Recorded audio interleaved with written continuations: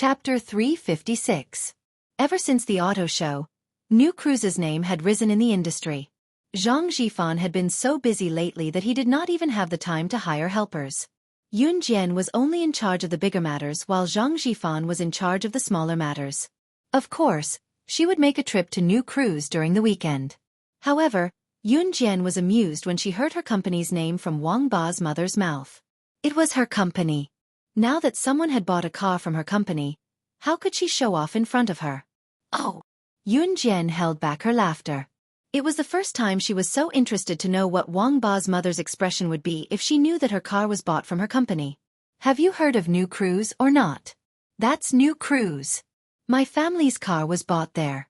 Humph, but that's true. How would a child from a poor family like you have the chance to know about all these? Wang Ba's mother's tone softened as she spoke. She tilted her head slightly and looked at Yun Jian with an indescribable disdain. Sister, what's New Cruise? Can it be eaten? Xiao Yunju was indeed a child. He lifted his head and shook it, the lollipop still in his mouth. Upon hearing Xiao Yunju's words, Wang Ba's mother was even more certain that Yun Jian and Xiao Yunju were children from a poor family. Wang Ba's mother glared at Yun Jian and continued to attack her with what she thought was a satisfying way of venting her anger when she recalled how Yun Jian had humiliated her in the surveillance room. Yo, look! Your brother doesn't even know what New Cruise is? Is it true that you don't know either? Haha, a child from a poor family. Just based on this, you can't compare to us. You're ignorant. Wang Ba's mother seemed to have seized the opportunity to insult Yun Jian. She shouted at the top of her lungs as if she was afraid that the passers-by would not know what was going on. Just as Wang Ba's mother finished her sentence, the sound of an emergency brake came from the road. Vroom, screech. The sports car's motor was very loud. It could be heard from far away. The sports car seemed to be moving very fast. By the time the crowd reacted, the sports car was already parked on a downhill road beside them. In 1998, even cars were considered rare luxury goods, not to mention sports cars. Wang Ba's mother and the rest turned around immediately when they heard the sound. Wang Ba's mother even wanted to use the sports car that appeared out of nowhere to brag to Yun Jian so that she would be speechless and feel even more embarrassed. Yun Jian looked at the sports car that appeared out of nowhere as well and squinted her eyes in surprise. Hey, you've never seen it before. Do you know what a sports car is? Wang Ba's mother pointed at the sports car that had appeared out of nowhere, wanting to boast about her knowledge. Xiao Yunju suddenly let go of Yun Jian's hand. He jumped excitedly towards the young man who came down from the Lamborghini sports car while shouting, "Brother CE!" CE stepped out of the Lamborghini sports car with his long legs and his flawless handsome face was revealed. Seeing Xiao Yunju running towards him, he quickly carried Xiao Yunju. Wang Ba's mother and Wang Wugue were dumbfounded. Chapter 357. What was going on? When Wang Wugue and Wang Ba's mother saw the sports car that appeared out of nowhere, their first reaction was envy from the bottom of their hearts. Their family could afford a car, but it didn't mean that they could afford a sports car. Especially in this era, how many families in the city could afford a car? Moreover, a sports car's fuel consumption was incomparable to a car's. In other words, even if Wang Ba's family could afford a sports car, even if someone gave them a sports car for free, they wouldn't be able to afford a sports car based on its fuel consumption. However, they could afford a car, but other families didn't. Based on this, Wang Ba's mother had already bragged to many people. However, when she saw the high-end and domineering Lamborghini, although she couldn't tell what kind of car it was, she could tell that it was a sports car. Wang Wugue and Wang Ba's mother naturally envied her from the bottom of their hearts. Wang Ba's mother actually wanted to show off her knowledge in front of Yun Jian so that she would think that she was the kind of person who could afford a sports car. However, she didn't expect Xiao Yunju to recognize the young man who drove the sports car. When she looked at CE again, he was already carrying Xiao Yunju and walking towards Yun Jian. What's going on? CE frowned. His cold and handsome face twitched as he glanced at Wang Ba's family from the corner of his eyes like a hawk's. He stood in front of Yun Jian and asked, "Nothing, it's just a bunch of flies blowing in my ear." Yun Jian waved her hand as though she was trying to chase away flies. Flies. CE raised his eyebrows and said. Wang Ba's mother sucked in a sharp breath when she saw CE's face. When she saw CE speak, she thought that he would say something fair that she wanted to hear. However, she didn't expect Ce to rub Xiao Yunju's head. His handsome face twitched and his brows twitched. Since it's just a few annoying flies, it's better to kill them. On the surface, he looked friendly, but the words he said were even more terrifying than Yun Jian's actions. Wang Ba's mother, Wang Wugui, and Wang Ba stood at the side and listened with cold sweat on their backs. Why were the young people who came today more barbaric than the other? Due to the awkwardness just now, Wang Ba's family didn't want to stay any longer. They turned around and wanted to run. At this moment, they heard a sinister voice came from behind them. I've memorized your license plate. From now on, New Cruise's business with you. Thru's mother's license plate on's license plate, the owner's names, and so on. That was why Yun Jian's mother's. What? Wang Ba's father wanted to run away with his tail between his legs. Wang Wugui's muscular body stood beside Yun Jian and said with a ferocious expression, Why should New Cruise listen to you? Who do you think you are? You think you're going to stop doing business with us just because you said so? Because she's New Cruise's director. Unknowingly, there was another high-end Audi parked by the road. Zhang Zhifan got out of the car and heard Wang Wugui's words. He walked over angrily and blocked Yun Jian's path as he spoke to Wang Wugui. Chapter 358. In spite of it, Zhang Zhifan's words did not seem to have any effect on Wang Wugui when they reached him. Instead, Wang Wugui pointed at Yun Jian and told Zhang Zhifan, Tesque, you're saying she's New Cruise's director? Are you King kidding me? Look at this girl. How does she look like New Cruise's director? She's dressed in rags, but New Cruise's director doesn't look like that. She should at least have 3 branded items on her. These were just the images Wang Wugui came up with for New Cruise's director. What Wang Wugui meant was to refute that Yun Jian was not New Cruise's director. Tisque, what a joke. Who was he kidding? This girl dressed in cheap clothes was New Cruise's director? If she was New Cruise's director, he would be the country's general manager. Yun Jian was not upset by Wang Wugui's words. She did not even look at him. Instead, she turned to Zhang Zhifan and pointed at the Santana sedan's license plate, telling Zhang Zhifan directly, remember the license plate number. Block all information about him when we get back. New Cruise will never do any business with him in the future. Yes, Sister Jian. Zhang Zhifan nodded and ignored Wang Wugui. She spoke as if she meant it. Actually, Wang Wugui's eyelids were already twitching when he saw how confident Yun Jian was. Could it be that this little girl was really? Wang Wugui was startled by his own thoughts. In the end, he took his wife and son and hurriedly left this place. What's the matter? Yun Jian finally asked Zhang Zhifan. Sister Jian, Wanda Corporation invited you to a party at 6 tomorrow night. Are you going? Zhang Zhifan asked. Zhang Zhifan was rich now and had bought a branded car, but he had yet to buy a phone. He had probably been too busy recently. So busy that he did not even have time to buy one. Therefore, Zhang Zhifan drove over to ask Yun Jian. He had gone to Yun Jian's school, but there was no one there. It was also Xiao Yunju's school's dismissal time. Zhang Zhifan was smart enough to come here. He was only there to ask Yun Jian.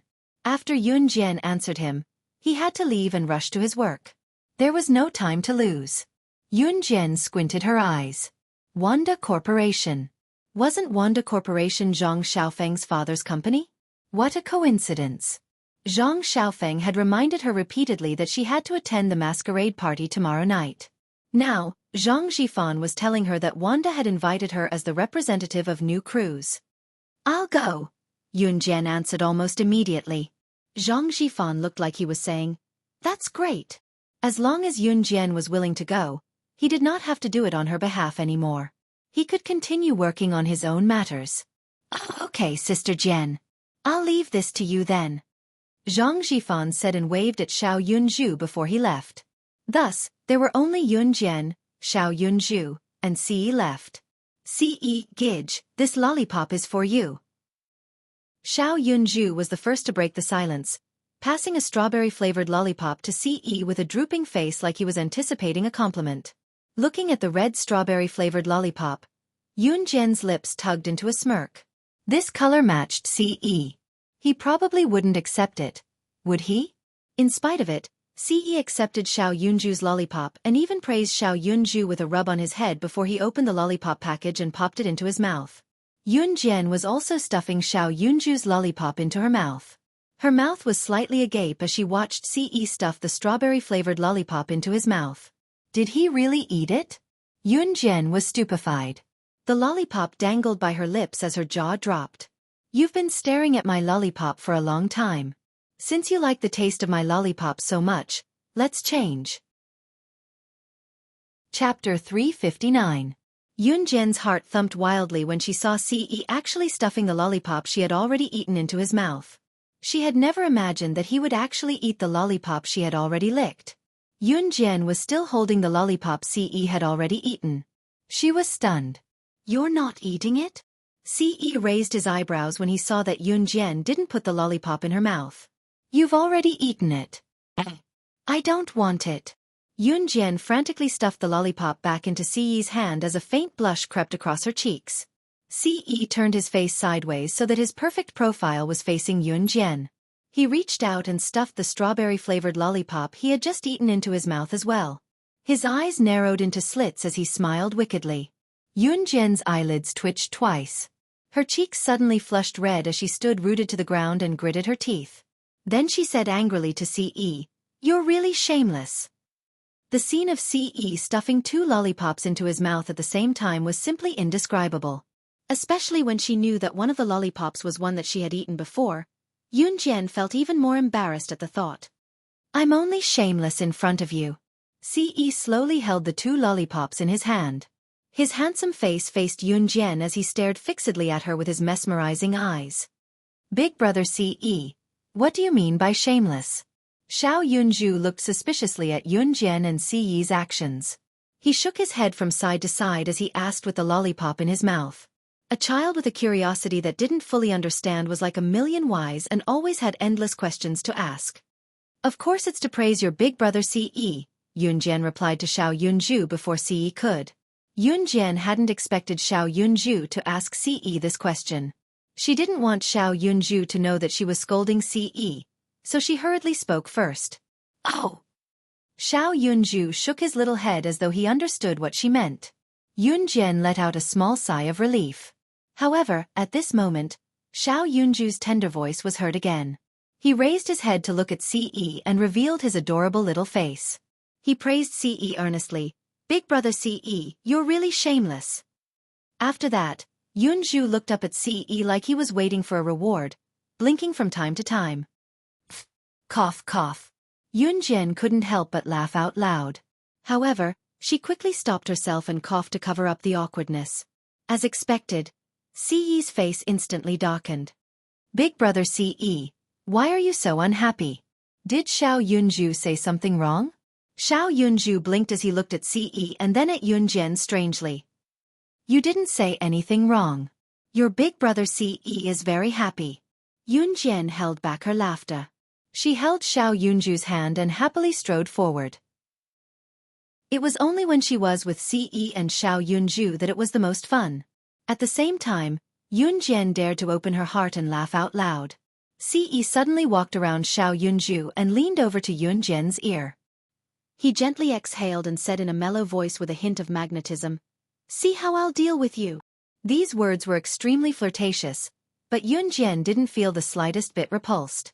Her ears tingled and she reached out to push Ce away.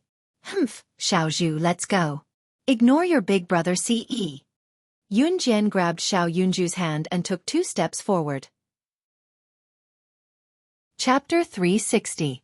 Brother Ce, you're so shameless. When Xiao Yunju saw Ce reach out to grab Yunjian's wrist, he hurriedly raised his small hands and clapped twice as a form of applause. Xiao Yunju seemed to automatically categorize this as a compliment. He clapped his hands because his teacher had taught him that when praising others, he had to clap his hands. When he saw Ce reach out to grab Yunjian's wrist, he clapped out of habit to praise her. Ce's face was terrifyingly dark. He grabbed Yunjian's wrist with one hand and wrapped his other arm around Xiao Yunju's waist. He carried him single-handedly and walked towards the Lamborghini sports car. When he threw Xiao Yunju and Yunjian into the car, Ce started the engine. The car was like a bolt of lightning as it sped away in the blink of an eye. When they reached home, Xiao Yunzhu carried his small school bag and went to the study on the first floor to do his homework. Ce, on the other hand, held Yunjian's hand and went upstairs. The moment they left Xiao Yunzhu's field of vision, Ce pinned her against the wall with his height advantage. Yunjian squeezed her body, but was still pinned against the wall by Ce. She asked, "What are you doing?" "Of course, I'm doing what a shameless person should do." Ce smiled. He raised his thick brows and pressed his tall body against hers. Yunjian was kissed passionately, but she gradually lost herself in it. They only let go of each other when they were almost out of breath. "Be my woman." Ce hugged Yunjian as they stood in the corner. He declared domineeringly. His words were not a greeting, but an affirmation. She buried her head in Ce's chest and took in his light, fresh scent. She couldn't help but nod her head gently. Ce, on the other hand, wore a charming smirk. This was considered as establishing their identities. Yunjian nestled in Ce's arms. Her eyes were downcast, but the faint blush on her cheeks revealed her current emotions. After Yunjian agreed, Ce hugged her even tighter. He had always been a man who dared to take responsibility for his actions. Back then, he hated women, so he had never planned to find a woman and had never considered this possibility. However, Ce could guarantee that the person he approved of was definitely not just a playful relationship between a man and a woman. He wanted to pursue Yunjian with the premise of marriage. Yunjian did not know why she agreed to Ce's request. When she came to her senses, she had already agreed to his request. However, Yunjian didn't regret it. The next day, in the evening, the sky turned dark quickly in winter. By 5 o'clock in the afternoon, the sky had already begun to turn dark. At 6 o'clock in the evening, Zhang Xiaofeng's father, Wanda Company, would be holding a masquerade party. The reason why it was called a masquerade party was that the people who entered the party would usually dress up repeatedly before going. Naturally, makeup was essential. Of course, they also needed to wear a decent gown. Zhang Xiaofeng had already prepared the gowns for Yunjian and Yunyi. Yunyi wore a black suit. Yunjian also wore the evening gown that Zhang Xiaofeng had asked Chen Xini to send to her. Yunjian even tied her hair up and put on light makeup. It was very light makeup. It looked as if she had never put on makeup before. However, one had to admit that Yunjian's skin was very good. Her skin was fair, and her lips were red and tender. Chapter 361. To put it bluntly, this masquerade party was a gathering for people from the same circle to get to know each other and make friends. Naturally, the children would play with the other children while the adults would discuss adult matters. However, the similarity of the masquerade party was that everyone came dressed up beautifully. It could even be said that this was a blind date in disguise. This was because some rich families would bring their daughters or sons of marriageable age who were dressed up prettily or their sons who were dressed coolly. If they met someone who had the same goal as their family, they could naturally get to know each other. After all, rich people nowadays were particular about matching in social status. It was the best choice to pick a son-in-law or daughter-in-law for one's daughter or son at such a large-scale masquerade party. Yunjian rarely put on makeup. In her previous life, other than when she was on a mission, she would usually appear barefaced. She only put on light makeup for this masquerade party, and this was for Zhang Xiaofeng's sake. Ce would not show up at such a large-scale event, and of course, Yunjian did not bring Qingyu along either. After all, Zhang Xiaofeng only invited her and her brother, Yunyi. The evening gown that Chen Xini sent to Yunjian was a hollowed-out black lace gown. However, there was enough fabric inside to cover the parts that should not be exposed, so there was no need to worry about a mishap. However, there was a disadvantage to this evening gown, which was that it exposed her shoulders. Wearing such thin clothes in such a cold winter would naturally make one shiver in the cold wind. In fact, most people wore evening gowns that exposed their shoulders and arms. This masquerade party was held indoors. There was a heater in the room, so as long as one walked in, they would not feel cold anymore. Yunjian wore this evening gown that exposed her shoulders and a down jacket on the outside. The combination looked odd, but Yunjian did not mind at all. After meeting her brother, Yunyi, and Zhang Xiaofeng brought Yunjian and Yunyi into the room where the masquerade party was held. It was only then that the heater in the room was turned on. "Let's go and greet my dad first." "Master, My dad has been wanting to meet you since he found out that I've been learning from you. Zhang Xiaofeng led Yun Jian and Yun Yi into the room. In front of them, a tall middle-aged man was holding a wine glass and chatting with the person in front of him. Zhang Xiaofeng walked directly to the tall middle-aged man. Feng, you're here? When the tall middle-aged man saw Zhang Xiaofeng, he immediately greeted the person standing opposite him before he turned to Zhang Xiaofeng and asked. The tall middle-aged man was Zhang Xiaofeng's father, Zhang Qishan. Zhang Qishan. This name was actually quite rustic. Actually, Zhang Xiaofeng's father, Zhang Qishan, did not have a good life when he was young. His parents were all from the countryside, so naturally, the name that they gave him was not flattering. When Zhang Qishan was young, he ventured out alone. Later on, because he took the right path, he slowly became rich out of thin air. Until now, Wanda Corporation was a big brand company in Country Z. Yes, Dad, this is my master. Zhang Xiaofeng pointed at Yun Jian and introduced her to Zhang Qishan. Zhang Xiaofeng had heard from his son that Zhang Xiaofeng was learning from Yun Jian. Chapter 362. Yun Jian's appearance was indeed disproportionate to her ability.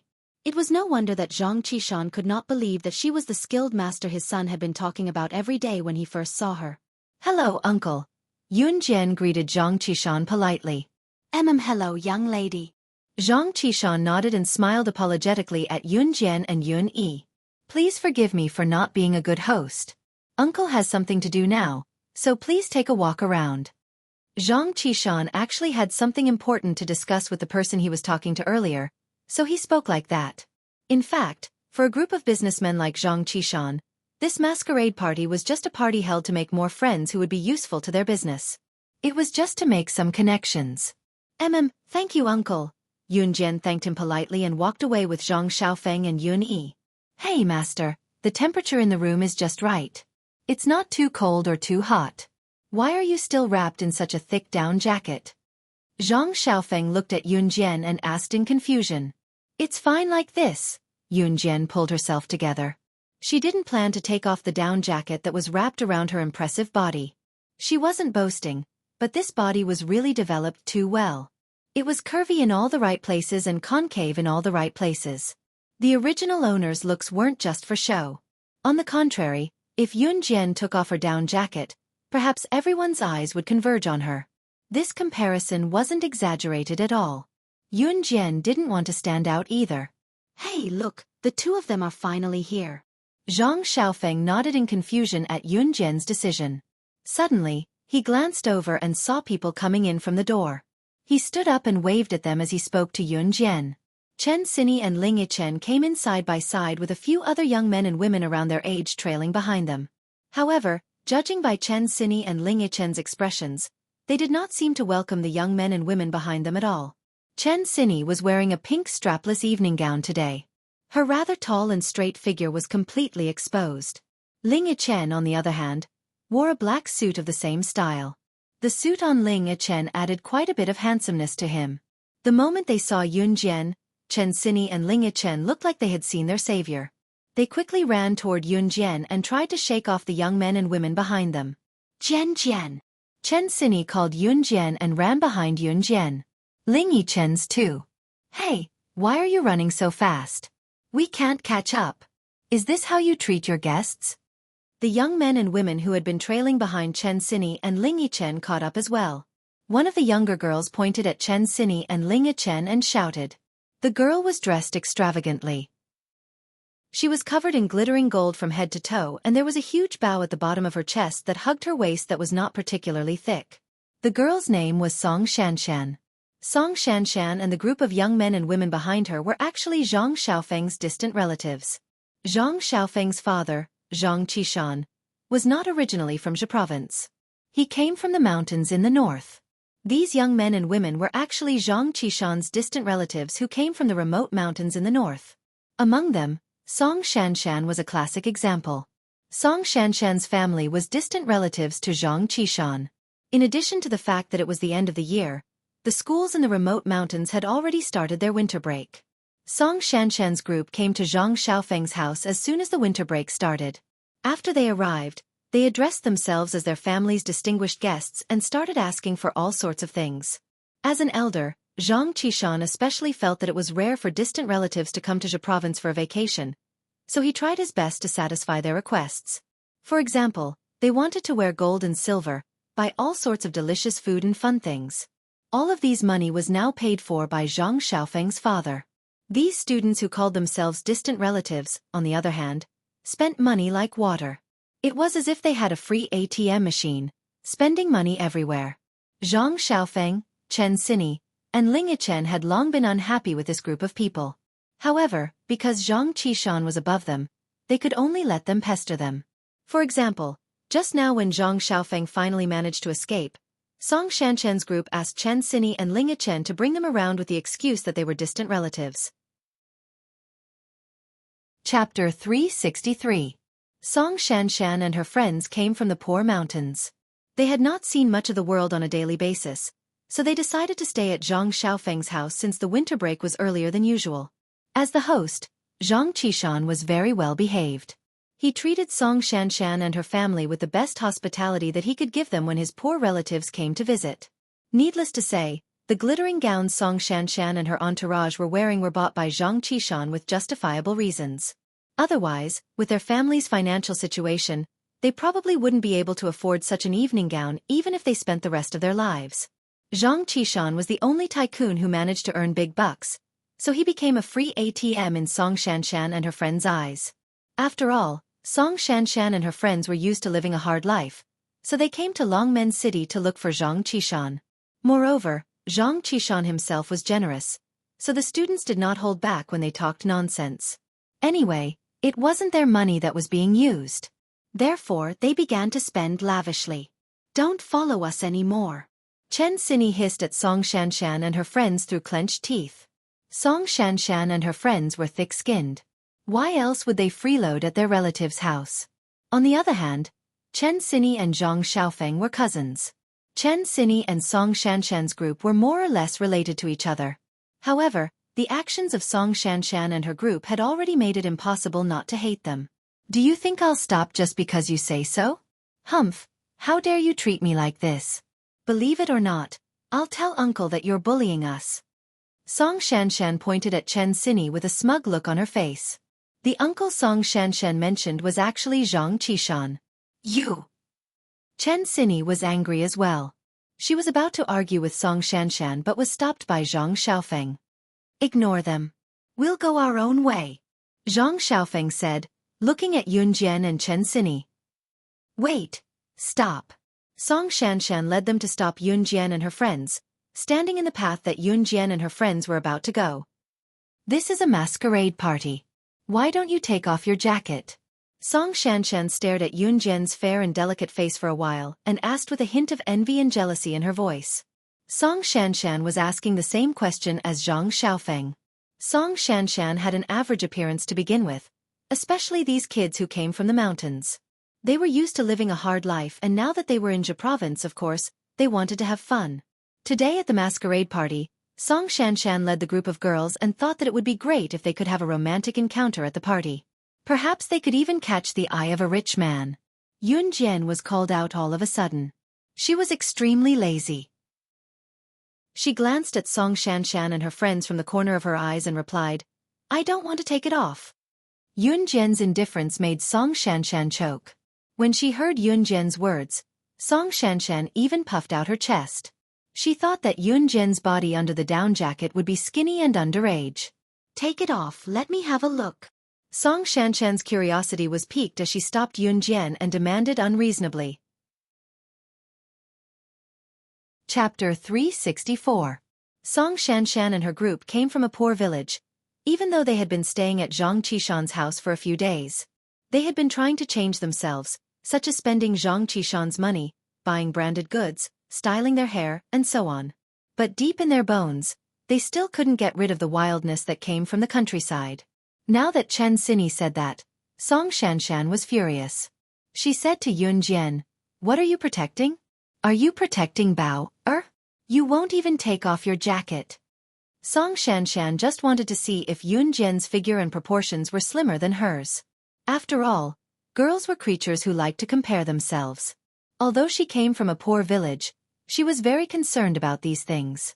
From Song Shanshan's point of view, Yun Jian had such a delicate face but refused to take off her down jacket.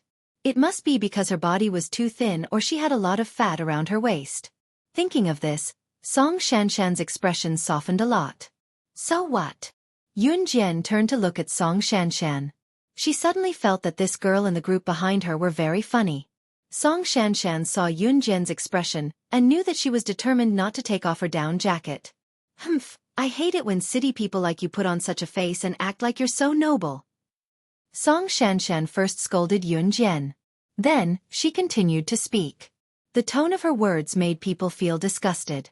Song Shanshan pointed at Yun Jian and shouted, "Based on your expression just now, you have to take off your down jacket today whether you want to or not." Her determined words made Yun Jian frown slightly. Yun Jian was not afraid of Song Shanshan's threat. "The jacket is on me. Are you sure you have the ability to take it off?" Yun Jian stuck out her pinky and hooked it at Song Shanshan as if mocking her. His action infuriated Song Shanshan. Due to the backward economy and the fact that there were only a few people in the village, it would take about 2 hours to walk from the village to the town.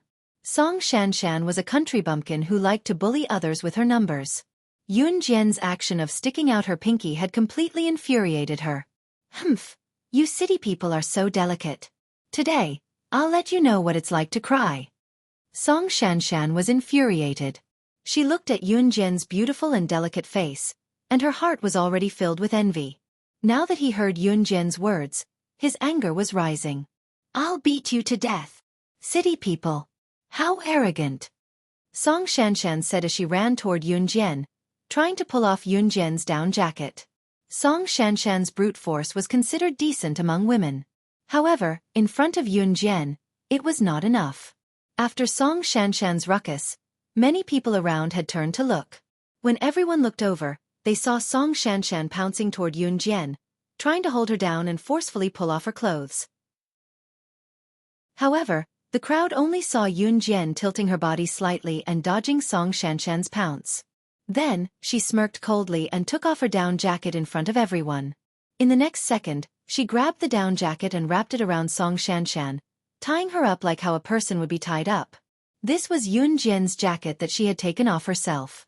However, when Song Shanshan was tied up into a hemp ball and fell to the ground, the crowd saw Yun Jian's slender body exposed to their eyes. The black hollowed-out evening gown on her body accentuated her shapely figure, making it hard for people to take their eyes off her. Song Shanshan was tied up and thrown to the ground, but she could still see Yun Jian. Chapter 365. It was undeniable that Yun Jian's perfect figure, coupled with her exquisite and perfect face, was revealed when she removed the clumsy down jacket. Right now, she was definitely the most eye-catching among everyone present. Song Shanshan, who was slightly bound by the down jacket, was dumbfounded. She stared at the absolutely stunning young lady standing in front of everyone's eyes. At that moment, Song Shanshan regretted her decision to make Yun Jian take off her jacket. When she came back to her senses, Song Shanshan screamed, "Let me go! Let me go! Is this how you treat your guests? I'm a guest from afar, you can't treat me like this." Song Shanshan struggled a few times but realized that she could not break free from the down jacket's bindings. It was just a down jacket, but after Yun Jian tied Song Shanshan up, it seemed to have become a complicated rope. Song Shanshan could not break free from it at all. "What are you screaming for? Scream again and I'll throw you out on the streets." Yun Jian lowered her head and glared at Song Shanshan, threatening her. When Song Shanshan heard Yun Jian's threat, she really shut her mouth and did not say another word. The way Yun Jian tied her up just now was too strange. She was really scared from the bottom of her heart. "Master, you're amazing." Zhang Xiaofeng, who was standing beside Yun Jian, kept winking at Yun Jian. He stood aside and whispered to Yun Jian. Only God knew how long Song Shanshan had led this group of relatives to freeload at their house. At first, Zhang Xiaofeng and Chen Sini naturally fought back. In the end, Song Shanshan complained to Zhang Qishan and was severely reprimanded. Even Zhang Xiaofeng's pocket money was confiscated by Zhang Qishan.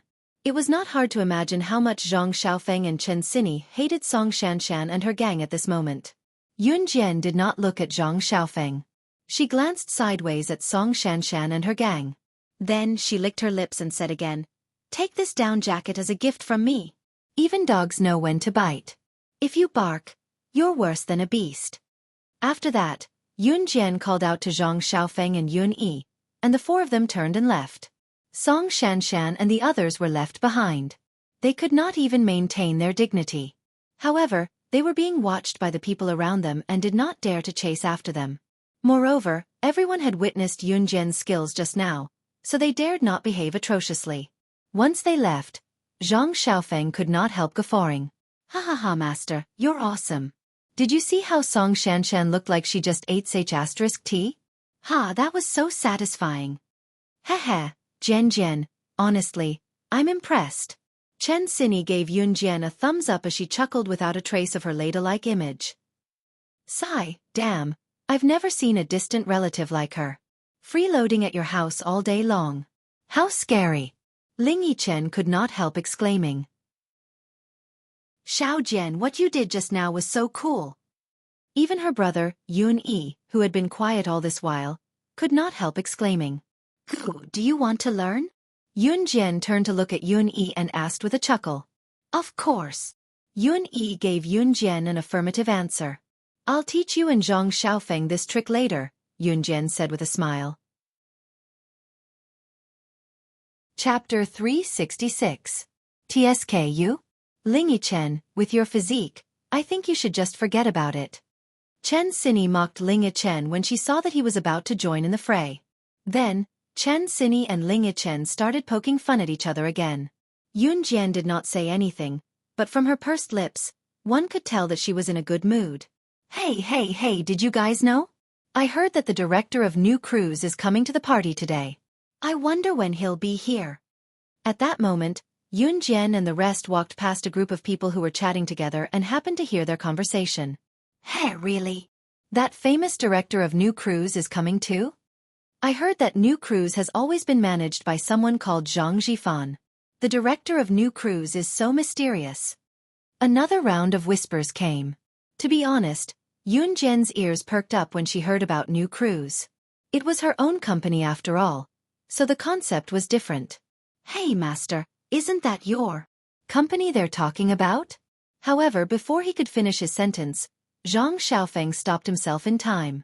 Zhang Xiaofeng, Chen Xinyi, and Ling Yichen were learning from Zhang Zhifan. This was something that Yun Jian had already acquiesced to. However, Zhang Xiaofeng knew that announcing Yun Jian's identity would cause a huge uproar. Hence, Zhang Xiaofeng only mentioned it, but the meaning behind it was obvious. Yun Jian replied and walked past the group of people who were still discussing the topic. Yun Yi was confused. He rubbed his nose and followed Yun Jian. No matter how much his brother Yun Yi thought about it, he would never consider that. His younger sister was the director of New Cruise. The masquerade party had started a long time ago, and the so-called masquerade party was nothing more than a group of people chatting, eating desserts, and dancing. You're all here. Soon, Zhang Qishan was done talking to the people from before and walked to Yun Jian and the rest who were tasting desserts. I was talking to my business partners just now, so I forgot about you guys. I'm sorry. Zhang Qishan was already in front of Yun Jian and the rest. He even smiled apologetically at Yun Jian and the rest. Yun Jian responded politely. Young lady, I should thank you too. Look at how you're teaching my Feng. You don't charge anything. Zhang Qishan said and paused. I'm not taking in disciples, of course. I won't charge them. Zhang Qishan was a nice person. He expressed his deep friendliness to Yun Jian and the rest. Uncle. Just then, Song Shanshan's not-so-pleasant voice was heard again. Many people had seen how Yun Jian tied Song Shanshan up. However, because the venue was huge, Zhang Qishan, who was standing far away, did not see it at all. Hey, what's wrong, Shanshan? Zhang Qishan asked with a frown as he turned around abruptly and saw Song Shanshan's disheveled face. Uncle, it's fine. I'm fine. No one bullied me because I'm from the countryside. I'm really fine. Song Shanshan lowered her eyes and blinked hard to squeeze out a tear. Chapter 367. Song Shanshan's words were a blatant lie. After Zhang Qishan heard this, he immediately frowned. What's going on? Feng, did you bully your sister again? Zhang Qishan immediately pointed his finger at Zhang Xiaofeng. Ha! Dad, I didn't. Zhang Xiaofeng felt wronged. He turned to glare at Song Shanshan, feeling wronged. Uncle, he didn't. Brother Xiaofeng really didn't bully me. He really didn't. Song Shanshan's voice became softer and softer as she spoke. There was a hint of pity in her tone. Her pitiful look made Zhang Qishan misunderstand even more. Zhang Qishan immediately pointed his finger at his son. He looked at Zhang Xiaofeng and reprimanded him loudly. Feng, Shanshan is your sister. How can you bully her like this every day? Dad, I didn't.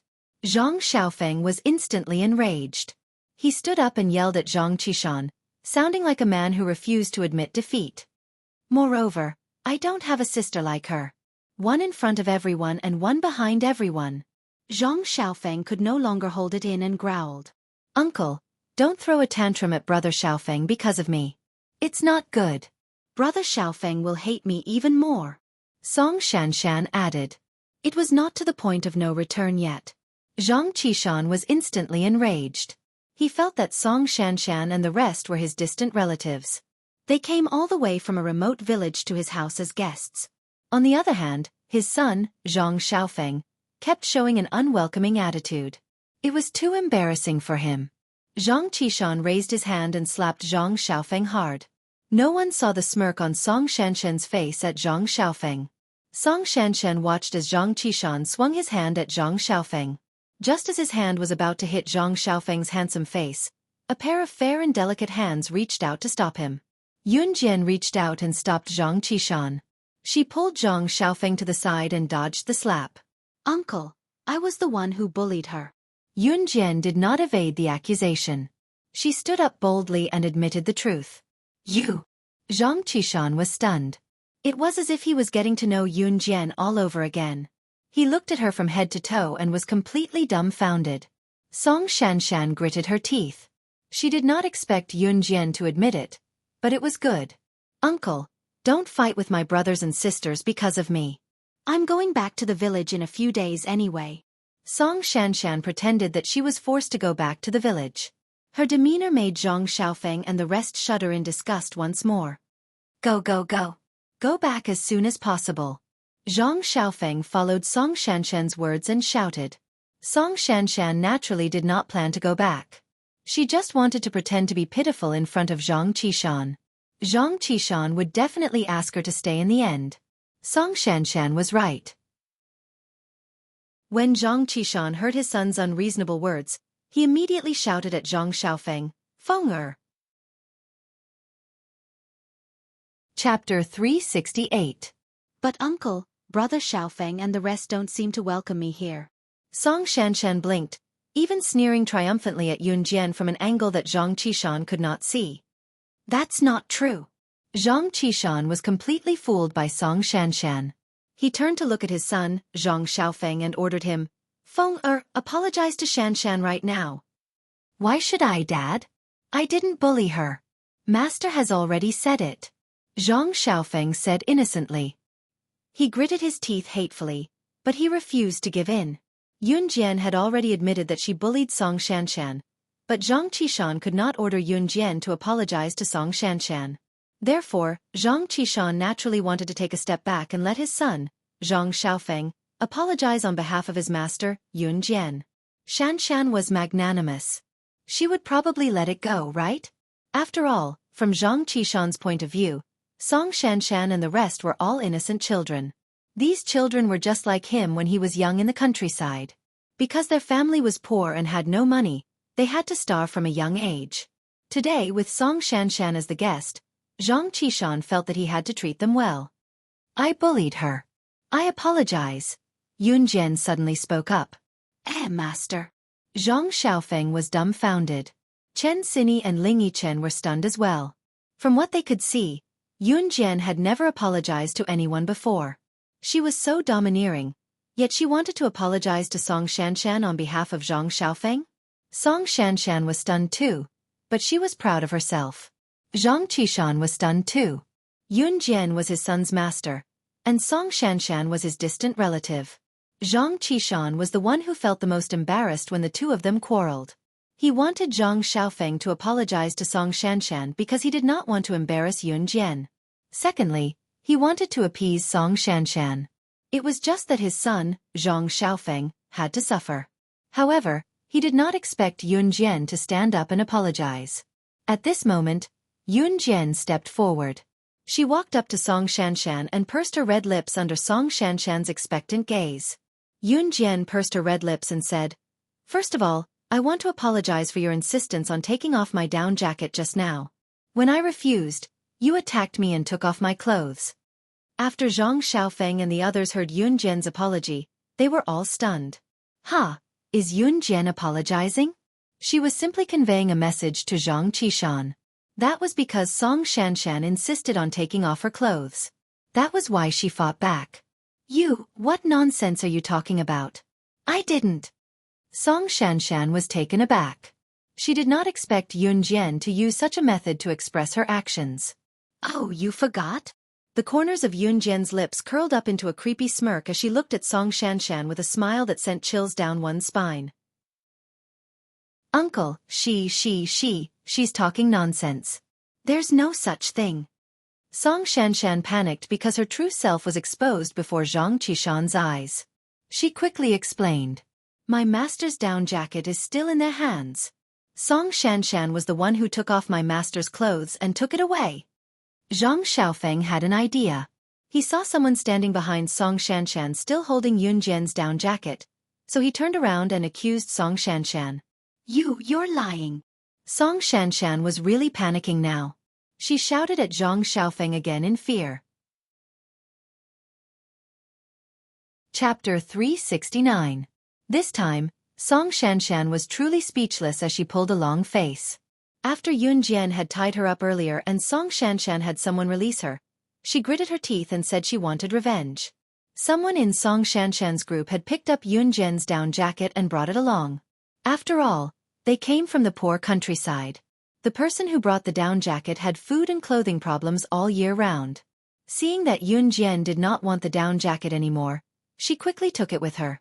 It was such a waste not to take such a good piece of clothing. Song Shanshan did not notice it either. After she was released, her mind was preoccupied with taking revenge on Yun Jian, so she hurried over with the group. She did not expect her carelessness to be used against her. I. Song Shanshan kept repeating the same word. She could not even finish the rest of her sentence. Zhang Qishan was also a farmer from the countryside, but after so many years in the business world, how could he not notice the change in Song Shanshan? Especially when Zhang Qishan saw Yun Jian for the first time. Yun Jian was wearing the down jacket. Now, the down jacket was in the hands of Song Shanshan and her people. What did this mean?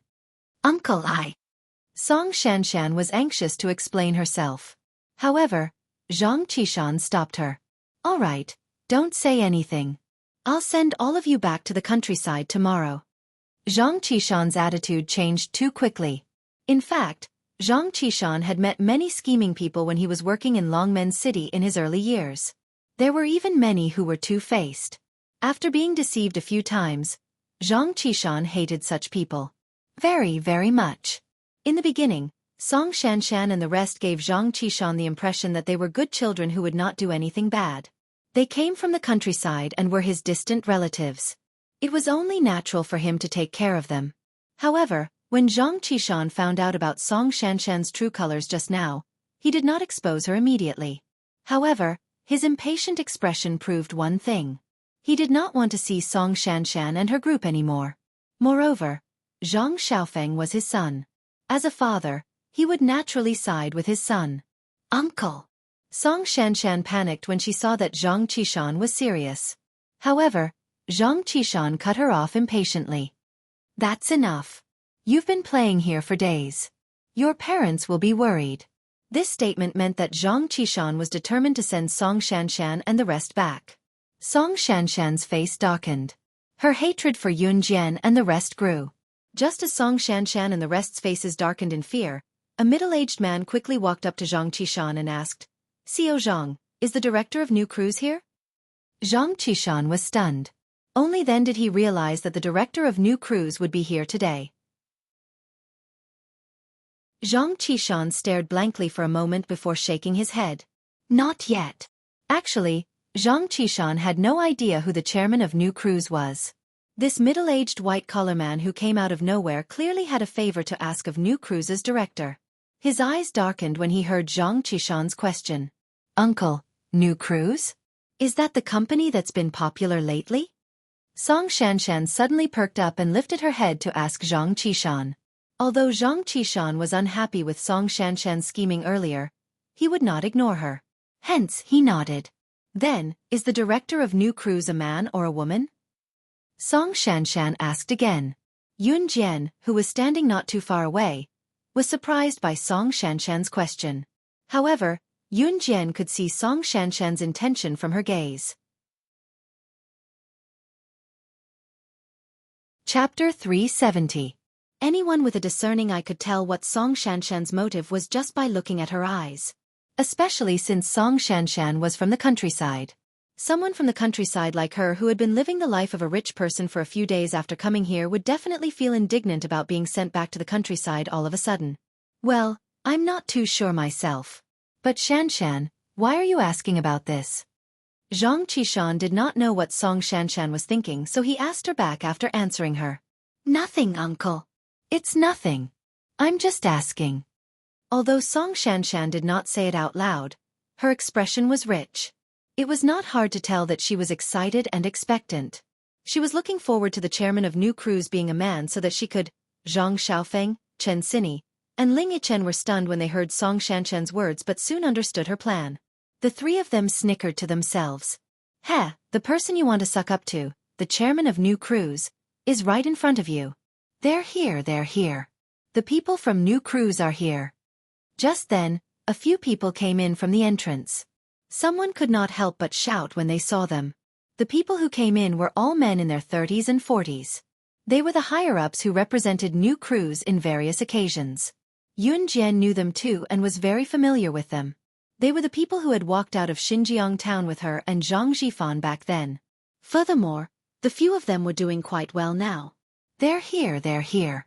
Which one of them is the chairman of New Cruise? Song Shanshan cried out when she saw them. She could not help but roar in her heart. Who was the chairman of New Cruise? If it was one of these men, then she would definitely have to suck up to them. At least she would never go back to a destitute place like the countryside again. She, Song Shanshan, did not want to go back to the countryside. That was the only way she could think of. The appearance of these men made Zhang Qishan take a few more glances. He had heard of New Cruise before, and among these men, there was a high chance that one of them was the famous chairman of New Cruise. Therefore, Zhang Qishan was also a little excited. The men scanned the place before making their way to where Yun Jian was. Song Shanshan almost screamed when she saw this. Oh my god, they couldn't have walked over because they saw me, right? Yun Yi stood beside Yun Jian. He only frowned slightly as he watched the group of people walking towards them. However, he didn't find anything strange. It was only when the men came to Zhang Qishan and under his surprised gaze, walked around him to Yun Jian behind him and bowed 90 degrees to Yun Jian, greeting her in unison, Sister Jian. Sister Jian. What? What? These higher-ups of New Cruise were addressing Yun Jian as Sister Jian. It meant. Song Shanshan's smile instantly froze on the spot. She was completely dumbfounded. Zhang Qishan was also stunned. As for Yun Yi, who stood beside Yun Jian, his eyelids tightened. Zhang Xiaofeng, on the other hand, went over with a chuckle and put his arm around one of the men's shoulders to chat. Old Hegu, you're only here now. The man who was called Old Hegu was a gangster who left Xinjiang town with Yun Jian back then. Zhang Xiaofeng and his brothers were now working under Zhang Zhifan in New Cruise, so they were familiar with the people there. Zhang Qishan was even more surprised when he saw how familiar his son was with the people in New Cruise. Yun Yi's shock could not be described as astonishment.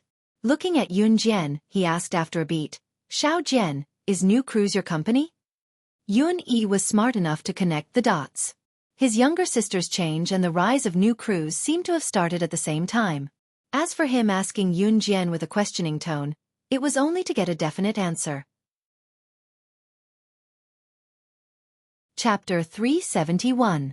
Once Yun-yi said that, the people around them looked at Yun-jian inquisitively. What Yun-yi asked was what everyone was thinking. Since these middle-aged men were New Cruise's higher-ups, it was safe to say that other than Zhang Jifan or one of New Cruise's directors, they would not respect anyone else. What did it mean when they went to Yun-jian and called her sister Jen? What did you say? She's New Cruise's director? Song Shanshan shrieked before Yun-jian could answer Yun-yi. New Cruise's director was a woman? It was Yun-jian who she had argued with before. Song Shanshan dared not accept the truth. Is there a problem? Yun-jian raised a brow and tilted her head to glare at Song Shanshan with a faint smile before looking at Yun-yi and telling him the truth in a firm voice. Yes, Gu, I founded New Cruise. Yun-jian's flat and monotonous words sent chills down everyone's spines. Hearing about it was far from being as vivid as seeing it with one's own ears. For a moment, other than Zhang Xiaofeng, Bro He, and the higher-ups of New Cruise, everyone who heard the commotion, including Yun-yi, were frozen in their last action as they stood dumbly where they were. New Cruise, what kind of company was that? Its rise was when the auto show officially kicked off. Until now, it was probably less than 2 months old and it had already taken the country by storm. It had even become a national model pioneer in the automobile marketing industry. Even some of the international business tycoons would have to nod their heads in awe at such results. The director of such a company, the founder of New Cruise, was a young girl who was not even 18 yet. Yun-yi opened his mouth but he was so shocked that he could not utter a single word. Was this really his younger sister, Yun-jian? When Yun-jian saw the astonishment on her brother's handsome face when he looked at her, she pressed her lips together and continued to explain, Gu, I didn't tell you before because I was afraid that you wouldn't agree to me starting the company. Of course, he would not agree. If Yun-yi had known that Yun-jian wanted to start a company from the start, he would never have let her go down this path. After all, starting a company was a risk that could come at any time. Before Yun-yi could reply to Yun-jian, however, a voice cut in.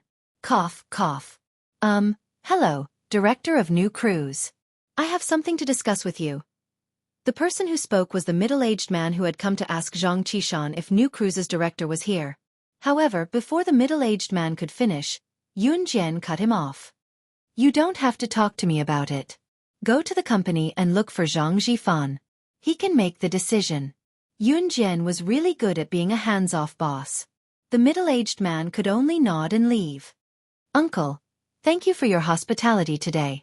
I'd like to leave first. Yun-jian waved her arms and said to Zhang Qishan. Ah! Zhang Qishan thought that he could ask his son, Zhang Xiaofeng, if he had any questions, so he nodded. Hence, Yun-jian greeted Bro He a few more times and bade farewell to Zhang Xiaofeng and the rest. She then turned to Yun-yi and said, Gu, let's talk outside. From start to finish, the overbearing Song Shanshan had been completely ignored. Chapter 372. Yun-yi stood beside Yun-jian. His tall frame was a stark contrast to Yun-jian's petite frame. He tilted his head to look at his younger sister. His brows furrowed so tightly that they could squash a fly. Just as they stepped out of the heated venue, the winter breeze blew.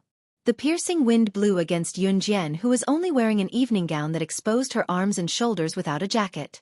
The winter breeze was the most piercing of all 4 seasons, especially when Yun-jian's down jacket was taken away by Song Shanshan's men.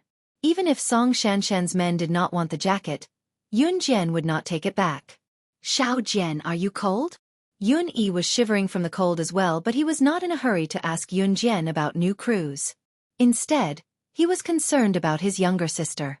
Gu, I'm not cold. The weather was freezing, but Yun-jian was not afraid of the cold. In her past life, Yun-jian had gone on a mission in a place that was dozens of degrees below zero. She had only worn a sleeveless jacket back then and was nearly frozen into a block of ice.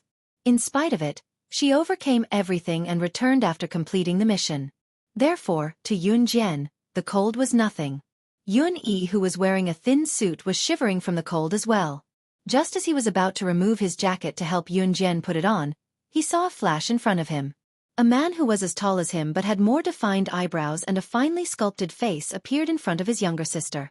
Ce draped a cotton-padded jacket over Yun-jian. Looking at Yun Jian's face that was red from the cold but unaware of it, he asked with heartache, "Why didn't you bring a jacket out?" Yun Yi's eyelid twitched when he saw Ce, who appeared out of nowhere. Yun Yi was no stranger to Ce since they were living under the same roof, but he had never seen Ce being so gentle to Yun Jian. Just like a couple in love? "Why are you here?"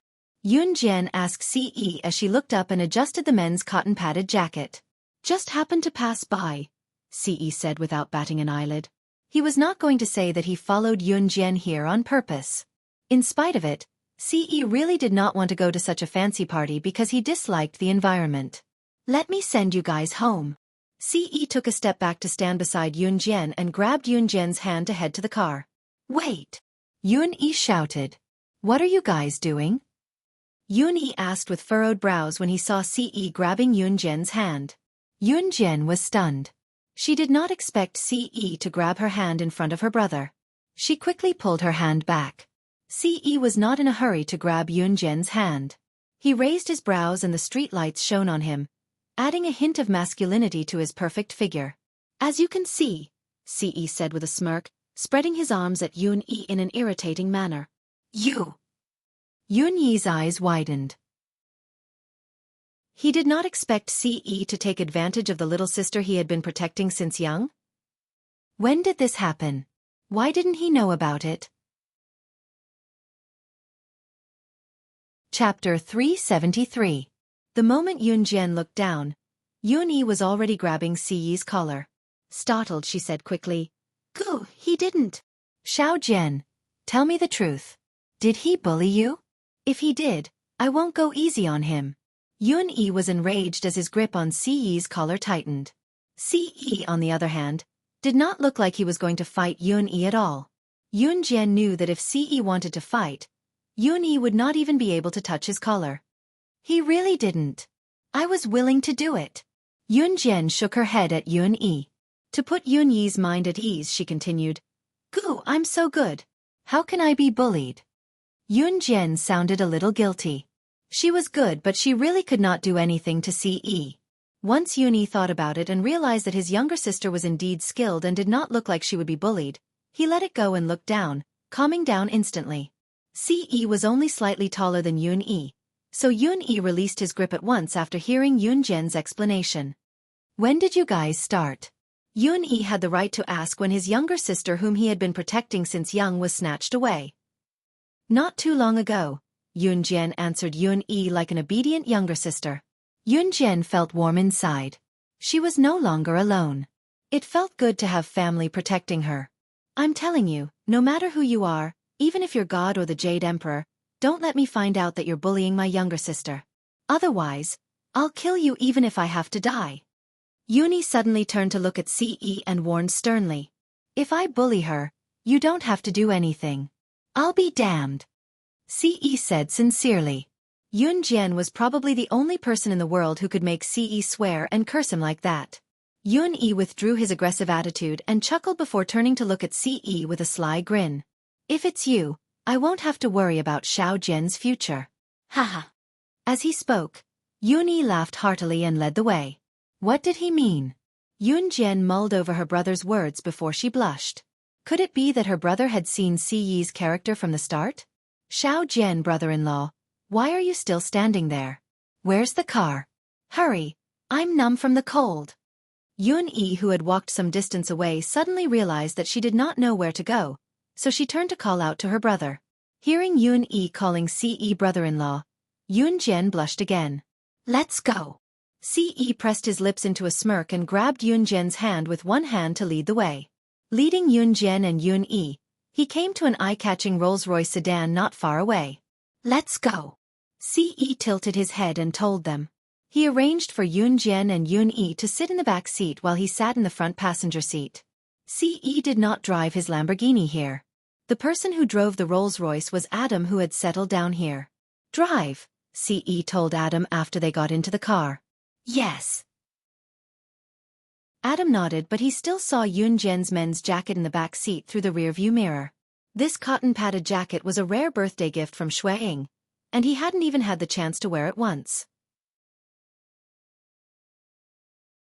Chapter 374. The aggrieved Adam drove the group home with a dark expression. On the way, Yoon Jian told Yoon E as much as she could about the fact that she was New Cruise's director. She did not hold anything back from the beginning. However, she kept one thing to herself, which was that the funds she used to start New Cruise were all from a bank loan. It was not that Yoon E did not believe her. Instead, he was convinced and accepted Yoon Jian's identity. Everything seemed to have returned to normal. Yoon Jian spent her days in school, the military training camp, Falcon Hall's headquarters, home, and other places. Her days were quite comfortable. At the same time, Yoon Jian was planning to make a trip back to Kosha Mercenaries HQ. She had thought of the plan a long time ago but had not had the time to put it into practice. Yoon Jian planned to make a trip back to Kosha Mercenaries HQ during the winter break after the final exams. 3 weeks passed very quickly, and the final exam came as scheduled. After 2 days of exams, all the students were disoriented. Yoon Jian was the only one who was still in good condition. Wow, Jian, I'm finally free. I'm about to vomit blood after 2 days of exam papers. I still have to listen to the principal's speech later. Just thinking about it makes me dizzy, but I can finally have a break. Haha. You have no idea how long I've been waiting for this day. Chen Sinny's chatterbox voice rang in Yoon Jian's ears again. It had been a long time since she heard Chen Sinny's sarcasm, but Yoon Jian was not annoyed at all today. Qing Yu had gone back to her hometown recently, so she did not come for the exams. Qing Yu's parents were still alive. She was already 10 years old when she was abducted into the organization. 10 years old was enough for her to remember things. Qing Yu did not stay long in the organization before she was picked by Snake Lizard to play with poison. It was only after she mastered her poison skills that she followed Yoon Jian around. It was safe to say that Qing Yu did not go through the cruel elimination training of an assassin. Since her parents were still alive, it was only natural for her to visit them once in a while. Hey, Jian, are you listening to me? Chen Sinny saw that Yoon Jian was looking away. She didn't know what she was thinking, so she waved her hand and asked. I'm listening. Yoon Jian narrowed her eyes and replied to Chen Sinny. Chen Sinny started chatting again. Winter vacation was coming.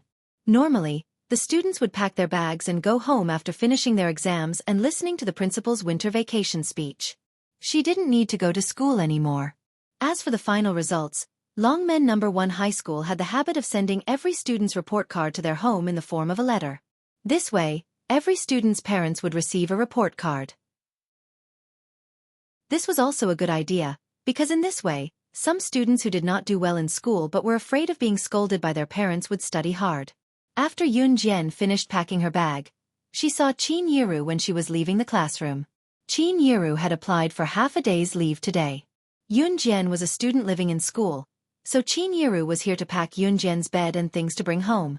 Just as Qin Yiru was packing Yoon Jian's bed and things, Yoon Jian's phone that had been silent for a long time vibrated all of a sudden. She glanced at Qin Yiru and walked out of the dorm to take out her phone to read the latest message. It was an urgent notice from Gu Junjian. Chapter 375. Gu Junjian usually did not send text messages. Therefore, under such circumstances, for Gu Junjian to send a text message, it must be something very important. Yoon Jian turned off her phone and went back to the dorm to see Qin Yiru packing everything on her bed into a woven bag. Qin Yiru was struggling to walk out with the bag in her hands. Mom, let me do it. Yoon Jian went over and snatched the bag from Qin Yiru. Xiao Jian, Mom can carry it. Qin Yiru called out when she saw Yoon Jian snatching the bag from her. I'll do it. Yoon Jian grinned and said to Qin Yiru before heading out with the bag in one hand. Mom will carry your bag then.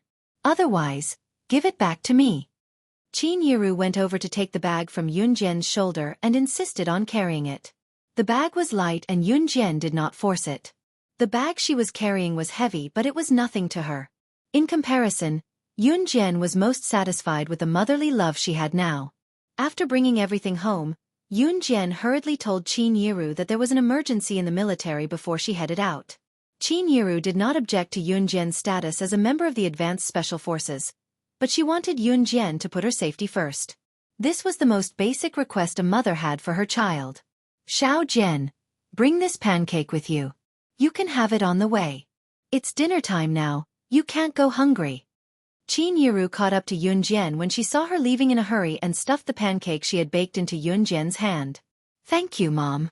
Yun Jian stuck out her tongue and smiled. "Silly child, what are you thanking me for? We're family, so there's no need to be so formal." Qin Yiru replied with a smile. Yun Jian nodded and left with a smile. After leaving the house, she went to the parking lot not far from Falcon Hall's headquarters. Her Ferrari sports car had always been parked here. Yun Jian got into the Ferrari sports car. She sped up and the car sped off like a bolt of lightning. Soon, they drove past the streets. In the military training camp, Chu Ning, Chu Xiangnan, and the others were already standing in a row. Yun Jian sped to the outside of the military training camp. She ran inside and stood in line. If one took a closer look, they would see traces of the pancake on the corner of Yun Jian's mouth. At this moment, other than Yun Jian, Chu Ning, and the rest, there were also many veterans from the Special Forces standing at the side. Some were even official members of the Advanced Special Forces. Gu Junjian stood at the front of the group. His brows were tightly furrowed as he stared at the crowd. "Is everyone here? Everyone, report your numbers." Gu Junjian shouted. Then, the group reported their numbers. After Gu Junjian verified the number of people, he cut to the chase. "The mission this time is very urgent. That's why I suddenly called all of you to the military." Gu Junjian frowned and said with a serious expression. Then he continued, "This morning, a priceless antique was stolen from the Zhe Province Museum. The thief is an internationally renowned thief who is skilled in martial arts. This antique is our Z country's national treasure. If it's stolen, it's not just the treasure that's lost, but also the dignity of the Z country. That's why I called all of you here today to get this item back." Chapter 376. Gu Yunjian's words were masculine and righteous, coupled with the heroic bearing of a soldier.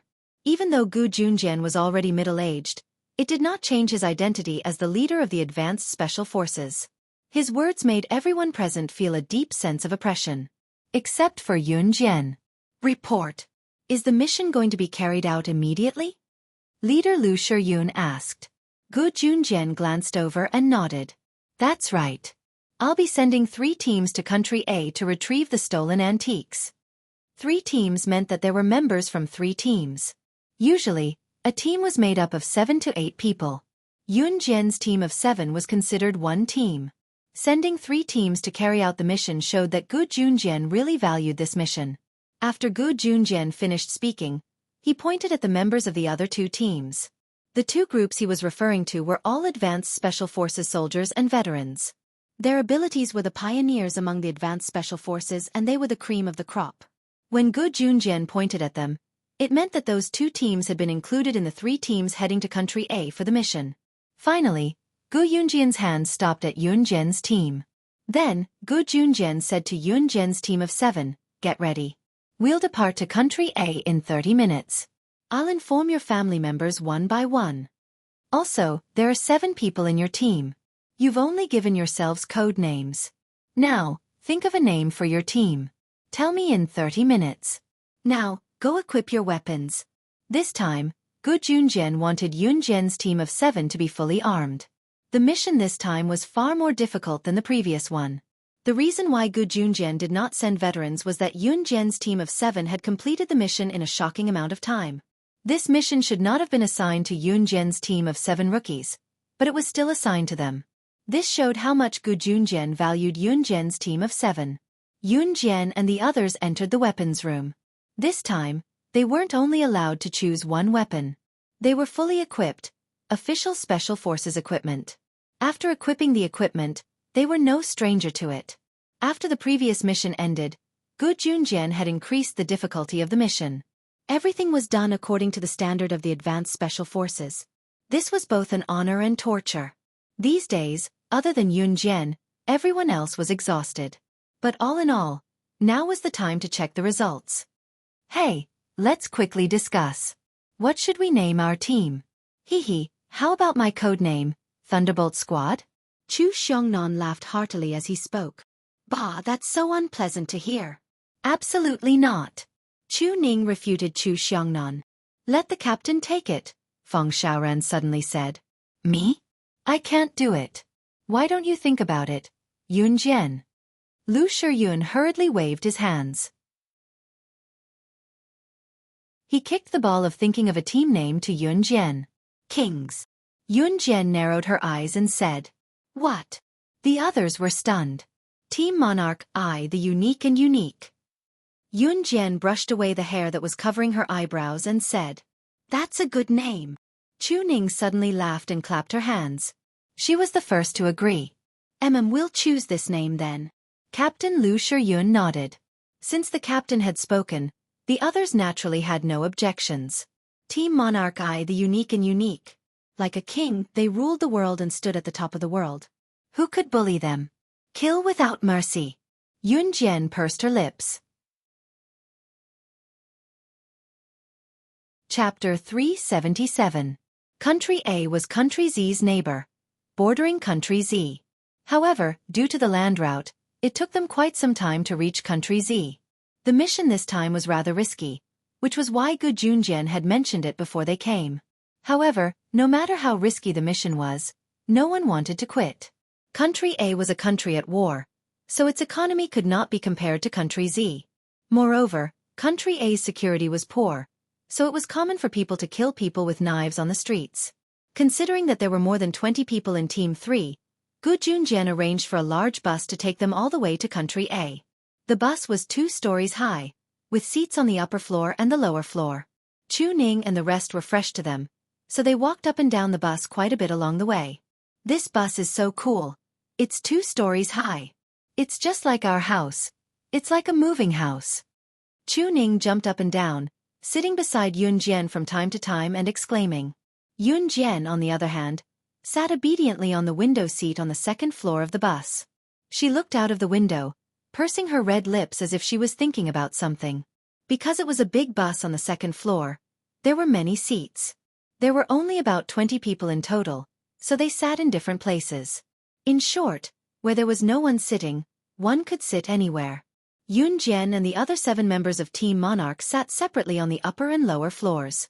Chu Ning walked up and down the stairs. She left the seat beside Yun Jian and ran to the seat on the 1st floor. Yun Jian only smiled, criticizing in her heart, what a child who loves to walk. Due to the long journey, although Country A was a neighboring country to Country Z, it was no longer within Country Z. Therefore, there was still a distance to travel from Zhe province through many provinces. Many of them had already closed their eyes to rest. After all, it was another test of life and death in Country A. Every mission had its risks. Yun Jian closed her eyes and rested for a while. Yun Jian had just closed her eyes for less than 15 minutes when a loud noise came from the 1st floor of the bus. Yun Jian frowned and opened her beautiful eyes. However, she heard a thunderous roar from the 1st floor of the bus. F***CK. What are you so proud of? Aren't you newbies who just joined the army? What can you do? Yun Jian had just heard that when footsteps came from the stairs leading to the 2nd floor. It was Chu Ning who rushed up to Yun Jian and told her anxiously, Yun Jian, go take a look. Chu Xiongnan is arguing with the other teams. The other teams were naturally the other 2 teams apart from Team Monarch. Yun Jian, naturally, she could not pretend that nothing had happened. She stood up and followed Chu Ning from the 2nd floor to the 1st floor. The 1st floor was already in an uproar. In front of Chu Xiongnan, a man in his 20s or 30s was being held back by his companions. He was yelling at Chu Xiongnan, "You're just a bunch of newbies who just joined the team. Do you really think you're so important? Didn't you just complete a mission once?" The man's tone was not to be underestimated. The man had a rough appearance. Yun Jian could tell at a glance that the man who was yelling at Chu Xiongnan was a member of the other team. Chapter 378. Xiao Weiming was a member of another team called Champ Squad. At the same time, he was already 29 years old, nearing his 30s. Even though he was not particularly old, he had been in the Special Forces for quite a number of years. He had carried out quite a number of boss missions, but he had never been promoted. Xiao Weiming and Chu Xiongnan were at each other's throats, but Xiao Weiming's emotions were more intense than Chu Xiongnan. If not for Xiao Weiming's teammates holding him back, he would probably have started fighting with Chu Xiongnan. You called us rookies. What right do you have to say that? Chu Xiangnan's voice sounded a little high-pitched. Unlike his usual cheeky self, Chu Xiangnan seemed to be defending his sovereignty as he retorted fearlessly at Xiao Weiming. Are all the rookies nowadays as arrogant as Team Monarch? Do you think you can ride all over us old team members just because you've completed an outstanding mission? Let me tell you, brat. When we were majestic, you were still drinking milk in your mother's arms. Xiao Weiming raised his head and shouted at Chu Xiangnan, refusing to back down. What's going on? What's going on? Yun Jian had just gone down to the first floor when she saw Chu Xiangnan and Xiao Weiming shouting at each other. Before she could say anything, a strong voice came from behind her. A middle-aged man in his late 40s followed Yun Jian down the stairs from the second floor and spoke sternly. This stern and righteous middle-aged man was the captain of Champ Squad, Yu Fengqing. Once Yu Fengqing appeared, he had a strong presence. As soon as he spoke, Xiao Weiming, a member of Champ Squad under Yu Fengqing, immediately settled down. Captain, this group of rookies is really cocky.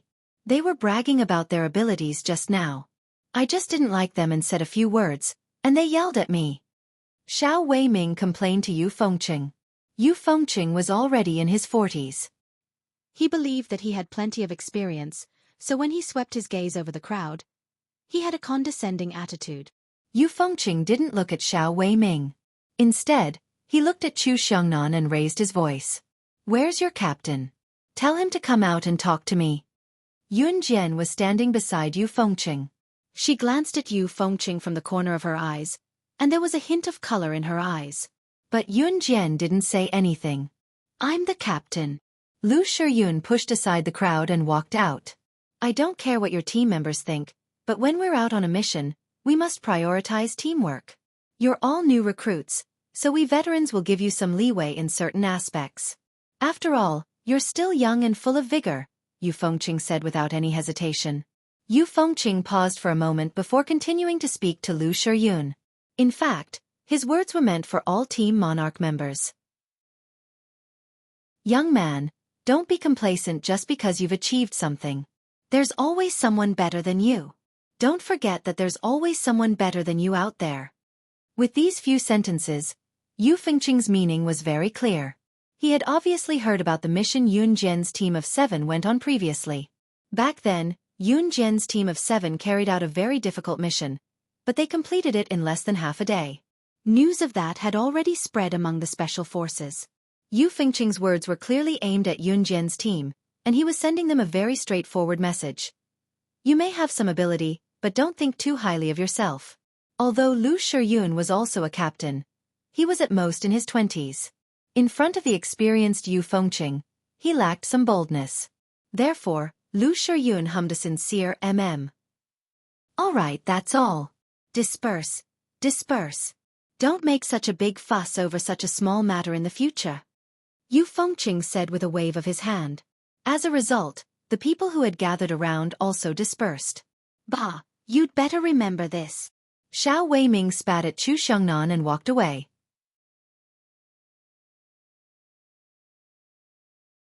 Chapter 379. Usually, when members quarreled with each other, their respective captains would step in to mediate. This time was no exception.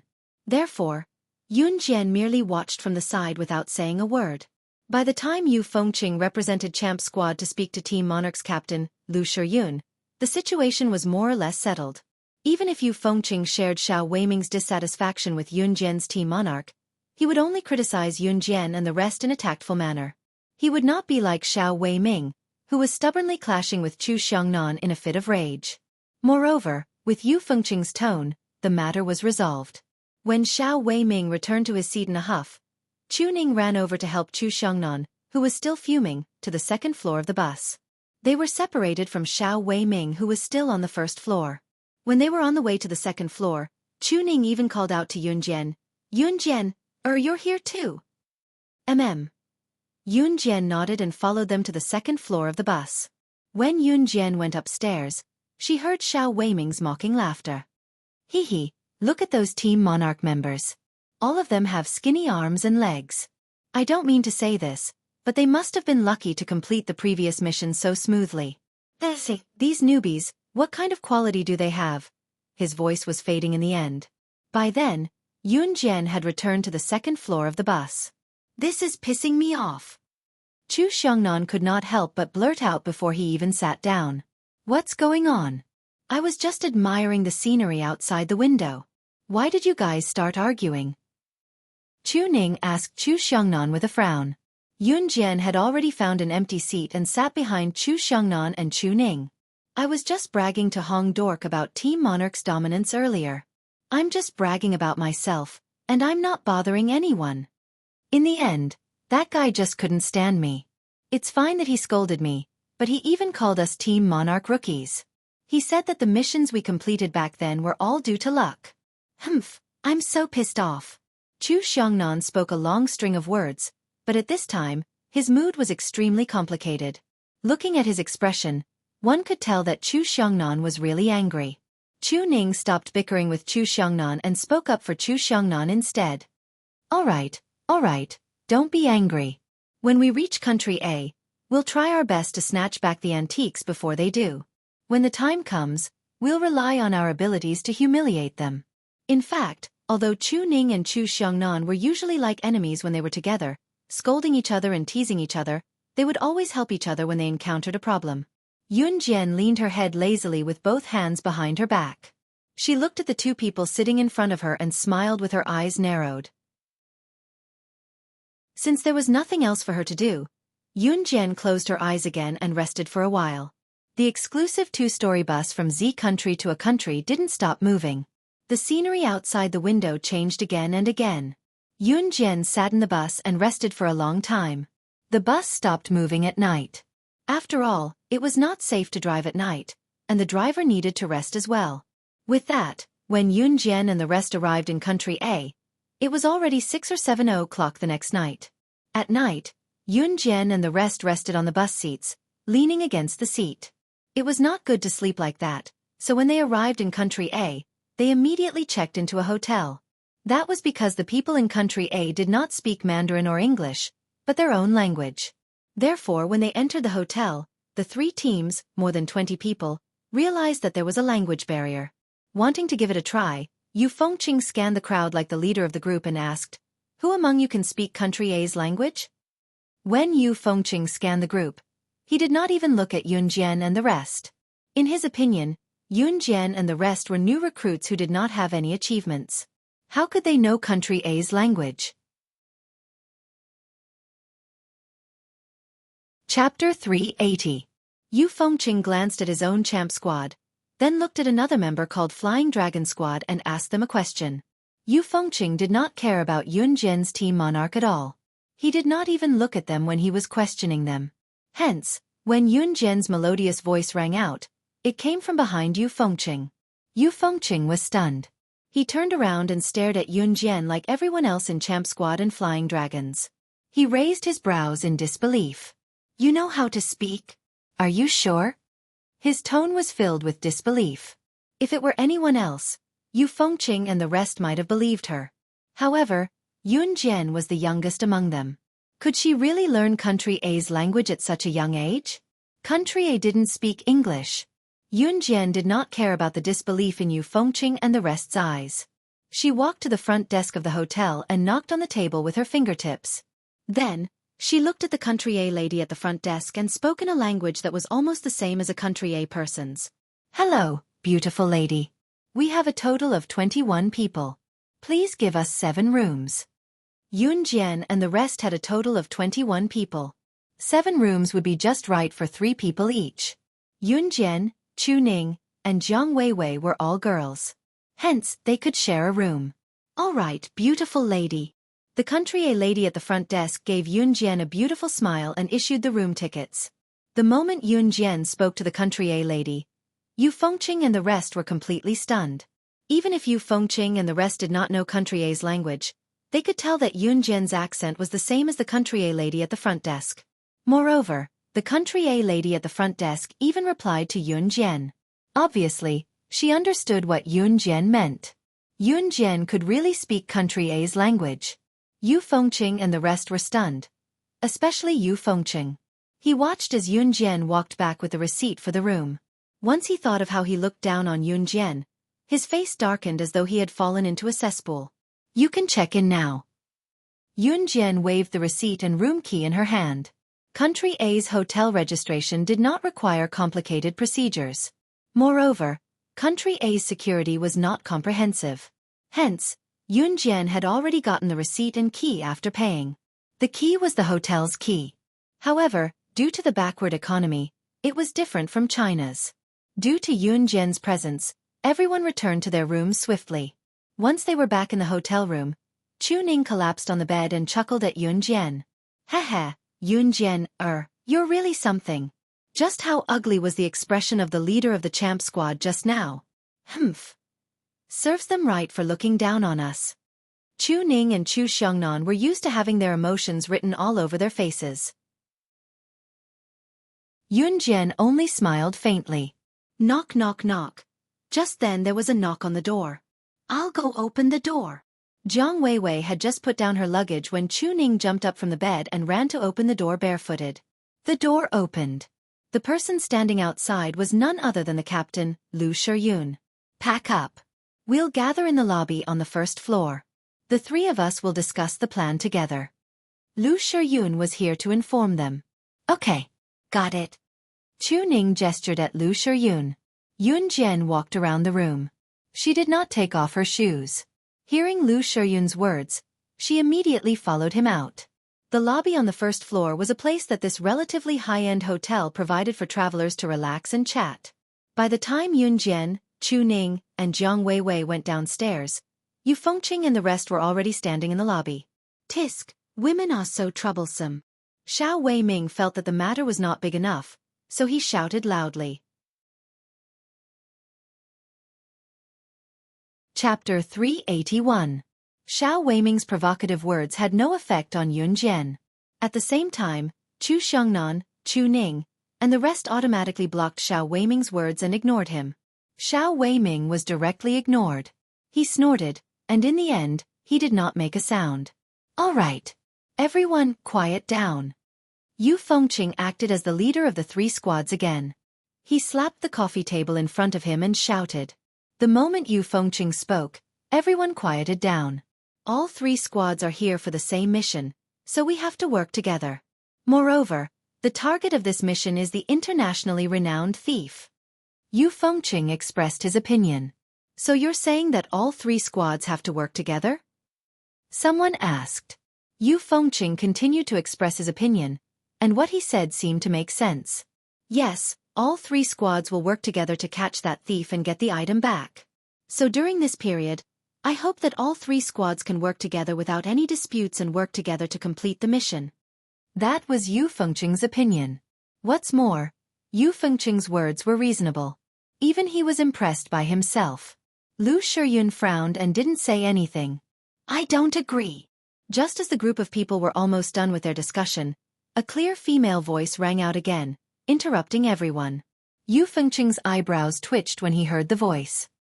He turned to look for the source of the voice and saw Yun Jian standing in the same spot. She pursed her red lips and looked at everyone's gazes gradually falling on her. After a few seconds of silence, Yun Jian repeated, I don't agree.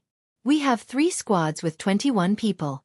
If all 3 squads walk together, don't you think it's too conspicuous? It was like telling a thief who had stolen an antique that they were here to catch him. So I can't accept it. Yun Jian's words immediately attracted the rebuttal of everyone present. What we advocate is to work together. You're trying to be independent. Someone from the champ squad couldn't stand it anymore and shouted at Yun Jian. Perhaps it was because of Yun Jian's young age. Even though she spoke fluent Country Z's language, no one was convinced. That's right. Young lady, you're still too inexperienced. We've completed at least 100 missions. Which one of them wasn't done as a team? We're on a mission now. This isn't the time to let your tongue run wild. Yu Fengqing had just suffered a setback. He wanted to poke Yun Jian's spirit, so he refuted Yun Jian with the tone of an elder. Yun Jian only chuckled. Especially when you said that he had completed at least 100 missions, he had almost laughed out loud. But she didn't laugh in the end. She turned to look at Lu and the others. And asked, what about you guys?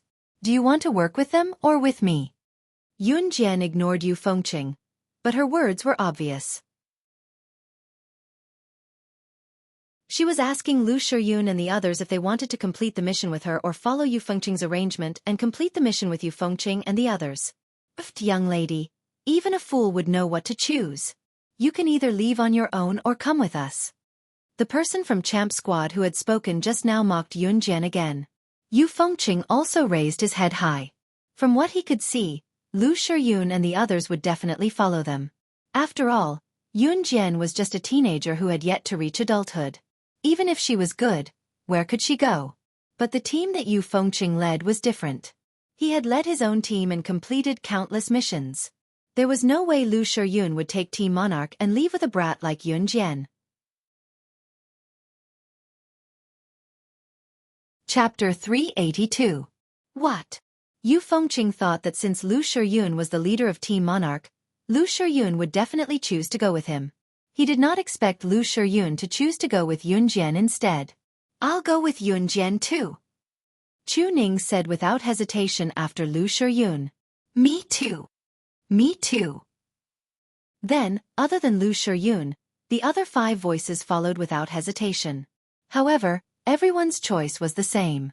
This included Jiang Weiwei, who was not at odds with Yun Jian in the beginning. She had chosen Yun Jian's side with a determined voice. You? Yu Fengqing was so angry that his hands trembled. He swallowed hard and looked at Yun Jian and the rest. Finally he said, Fine you guys. I'm sincerely inviting you to cooperate with us because you're new to the game. But since you don't appreciate it, so be it. Young people, you're still young and hot-headed after all. You're on your own. Yu Fengqing waved his hand and left in a huff. However, Yu Fengqing still believed that what he said was right. At the same time, he planned to wipe his eyes and watch Yun Jian and the rest fail because he chose not to work with them today. Yun Jian did not expect Lu Shiyun and the rest to believe her so much. She only smiled and looked at them without saying a word. However, everything was wrapped up in her words. Once Yu Fengqing left, the 2 teams split up. However, it was certain that Yu Fengqing had convinced Flying Dragon Squad. The current situation was that Champ Squad and Flying Dragon Squad had started working together. After rejecting Yu Fengqing's invitation, Yun Jian, Chu Ning, and Jiang Weiwei gathered in Lu Shiyun's room at night. The 7 of them began to discuss the plan. Coincidentally, while they were discussing the plan, Yun Jian received a message from Gu Junjian. The message on the phone was very simple, but it was a very useful message because there was a clue written on it. The thief who stole the antique was last seen at Tiandi Canyon in Country A's F City. The Tiandi Canyon was a famous scenic spot in Country A. In the canyon, there were dozens of kilometers of land. Looking from afar, other than large rocks, there was not a single blade of grass. Moreover, the canyon was uneven, winding, and steep. F*CK, why would the thief go to such a place after stealing the antique? After reading the message, Chu Xiangnan could not help cursing under his breath. Probably because he has nothing better to do. Haha.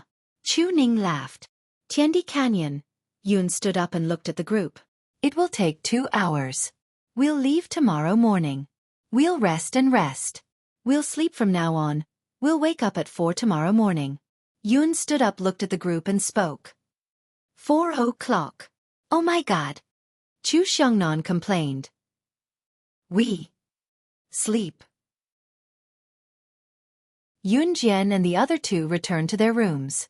Yun Jian could sleep at any time and Jiang Weiwei could adjust her sleeping time. Chu Ning, on the other hand, rolled around for a while before falling asleep. The next morning, there was no light at all. It was so dark that one could not even see their own fingers. Chu Ning was dragged out of bed by Yun Jian. Other than Yun Jian, the rest were still sleepy. However, with Yun Jian leading the group, they quickly went to the nearest bus station and boarded the earliest bus to F City. It was already 6 o'clock when Yu Fengqing and the rest woke up. He thought about it and decided to look for Yun Jian. Yun Jian was the only one among them who could speak Country A's language. When Yu Fengqing knocked on Yun Jian and the rest's door, he was stunned to find that the room was empty. However, Yu Fengqing and the rest knew that Yun Jian and the rest must have gone to F City first. Chapter 383. When Yu Fengqing and the rest boarded the bus to Tiandi Canyon in F City, Yun Jian and the rest had already alighted. The Tiandi Canyon in F City was actually a scenic spot in Country A. Within the Tiandi Canyon, there was no dense vegetation within a 100-mile radius. Even if there was, it was scattered across a vast area. In short, it was basically impossible to see a dense forest in the Tiandi Canyon. Although the Tiandi Canyon was a scenic spot, there were not many people. Moreover, the scenic spot was free to enter and exit, so there was no need to buy a ticket to enter. Due to the vastness of the Tiandi Canyon, if a person were to walk in, they would not be able to walk out even after a few days. Therefore, Yun Jian and the rest negotiated and rented a jeep from a car rental agency. The rental car was not expensive as good Yun Jian had given them quite a bit of Country A's currency before the mission. Moreover, Yun Jian knew Country A's language, so they were able to rent a car very quickly. The jeep was quite big, so the 7 of them could barely squeeze into it. Feng Xiaoran was driving and his driving skills were not bad. Moreover, in such a vast Tiandi Canyon, there was no need to drive very fast if they were to drive aimlessly. Yun Jian, what should we do next? Even if that master thief is here, this place is so vast. If we keep searching aimlessly, it'll be like looking for a needle in a haystack. Lu Shiyun turned to ask Yun Jian out of habit. Although Lu Shiyun was the captain of Team Monarch, he had unknowingly treated Yun Jian as the core and would always ask for her opinion whenever something happened. The other members also unknowingly treated Yun Jian as the core, so Lu Shiyun as the captain and Hong Fan as the vice-captain were just decorations. Head south. Yun Jian turned to look out of the window, pursing her red lips as she said, head south. Feng Xiaoran was still driving the jeep. When he heard Yun Jian's words, he immediately turned the steering wheel and headed south. Yun Jian, why are we heading south? Just as Lu Shiyun was about to speak, Chu Ning, who had nothing to do along the way, snatched the opportunity to speak. Chu Ning took the initiative to ask the question that was on everyone's mind. This heaven and earth Grand Canyon extended in all directions, and it was a rocky mountain range that stretched as far as the eye could see. When the car drove on the road, it was also undulating. Sometimes it would even pass through 2 mountains. Fortunately, they had brought a compass, so they could distinguish north from south. However, everyone had a question. Why did they head south? Even Gu Junjian and the others could not find out where the thief was in the Tiandi Canyon. They only knew that the thief was last seen here. How could Yun Jian be so sure that the thief master had gone south? Although everyone was suspicious, even if they had taken the wrong path, they still had to follow Yun Jian. Yun Jian reached into the pocket of her newly bought long-down jacket and took out a map with a label and a very detailed introduction. She passed the map to Chu Ning, who was sitting beside her, and said to the rest, I got this from the car rental place. It's a panoramic map of the Tiandi Canyon. Head south and there's a water source in the south. A water source means that there must be people living there. If we head in other directions, forget about a water source, we'll enter a desert area. Even if the thief wants to hide from us, can he avoid a water source? Can he not eat? Therefore, the south must be the path he must take. Chapter 384. After listening to Yun Jian's analysis, everyone felt that they had gained a lot of knowledge. There were indeed many maps of the nearby scenic spots in the car rental store, but apart from Yun Jian, no one else would bother to understand them. At the same time, no one would think of getting a map to look at. The map was actually universal. Although Lu Shiyun and the rest couldn't understand the words on it, they could still distinguish the coordinates on it. Moreover, most maps were in English. As for Yun Jian, the moment she arrived at the car rental store, she took a map and understood the terrain. She also knew how to analyze the terrain and finally came to a conclusion. Actually, there were many things that no one could tell you the answer to, but you could find the answer from the environment. For example, that master thief. Unless he was courting death, he would go in the direction of human tracks. Without a doubt, the direction with human tracks was the south. Because it could be seen from the map that apart from the south, if one went in any other direction, they would end up in a boundless desert. Since we know the direction, Feng Xiaoran, speed up the car. Chu Xiongnan also happily stepped forward and interjected. No need. Yun Jian immediately retorted Chu Xiongnan. She pursed her red lips and continued, Drive slowly, don't be anxious. We don't have to alert the enemy. In the eyes of that master thief, we are just a group of tourists who came to the Tiandi Grand Canyon for a vacation. After saying that, Yun Jian narrowed her eyes. However, everyone understood what she meant. She meant that before confirming who the master thief was, everyone should pretend that they were just a group of students who came to the Tiandi Grand Canyon for a vacation. Feng Xiaoran drove the jeep at a very slow speed. After driving for about an hour, Yun Jian looked at the scenery outside the window and suddenly saw that it had changed. It was no longer a barren wasteland or a large piece of rock. Instead, there was a small upstream river, and on the other side of the river was a large village. Everyone was delighted. Feng Xiaoran didn't turn his head but asked Yun Jian, "Yun Jian, are we going into the village?" "Yes, let's find a place to rest and stay for the night." Yun Jian nodded. Thus, the group entered the village. The men in Country A were used to wearing a headscarf on their heads, while the women used a headscarf that covered their entire head except for their facial features. This was the custom of Country A. Yun Jian and the others got off the car, and Yun Jian went to the village head to seek shelter. The village chief and the villagers expressed a strong welcome to the guests from afar.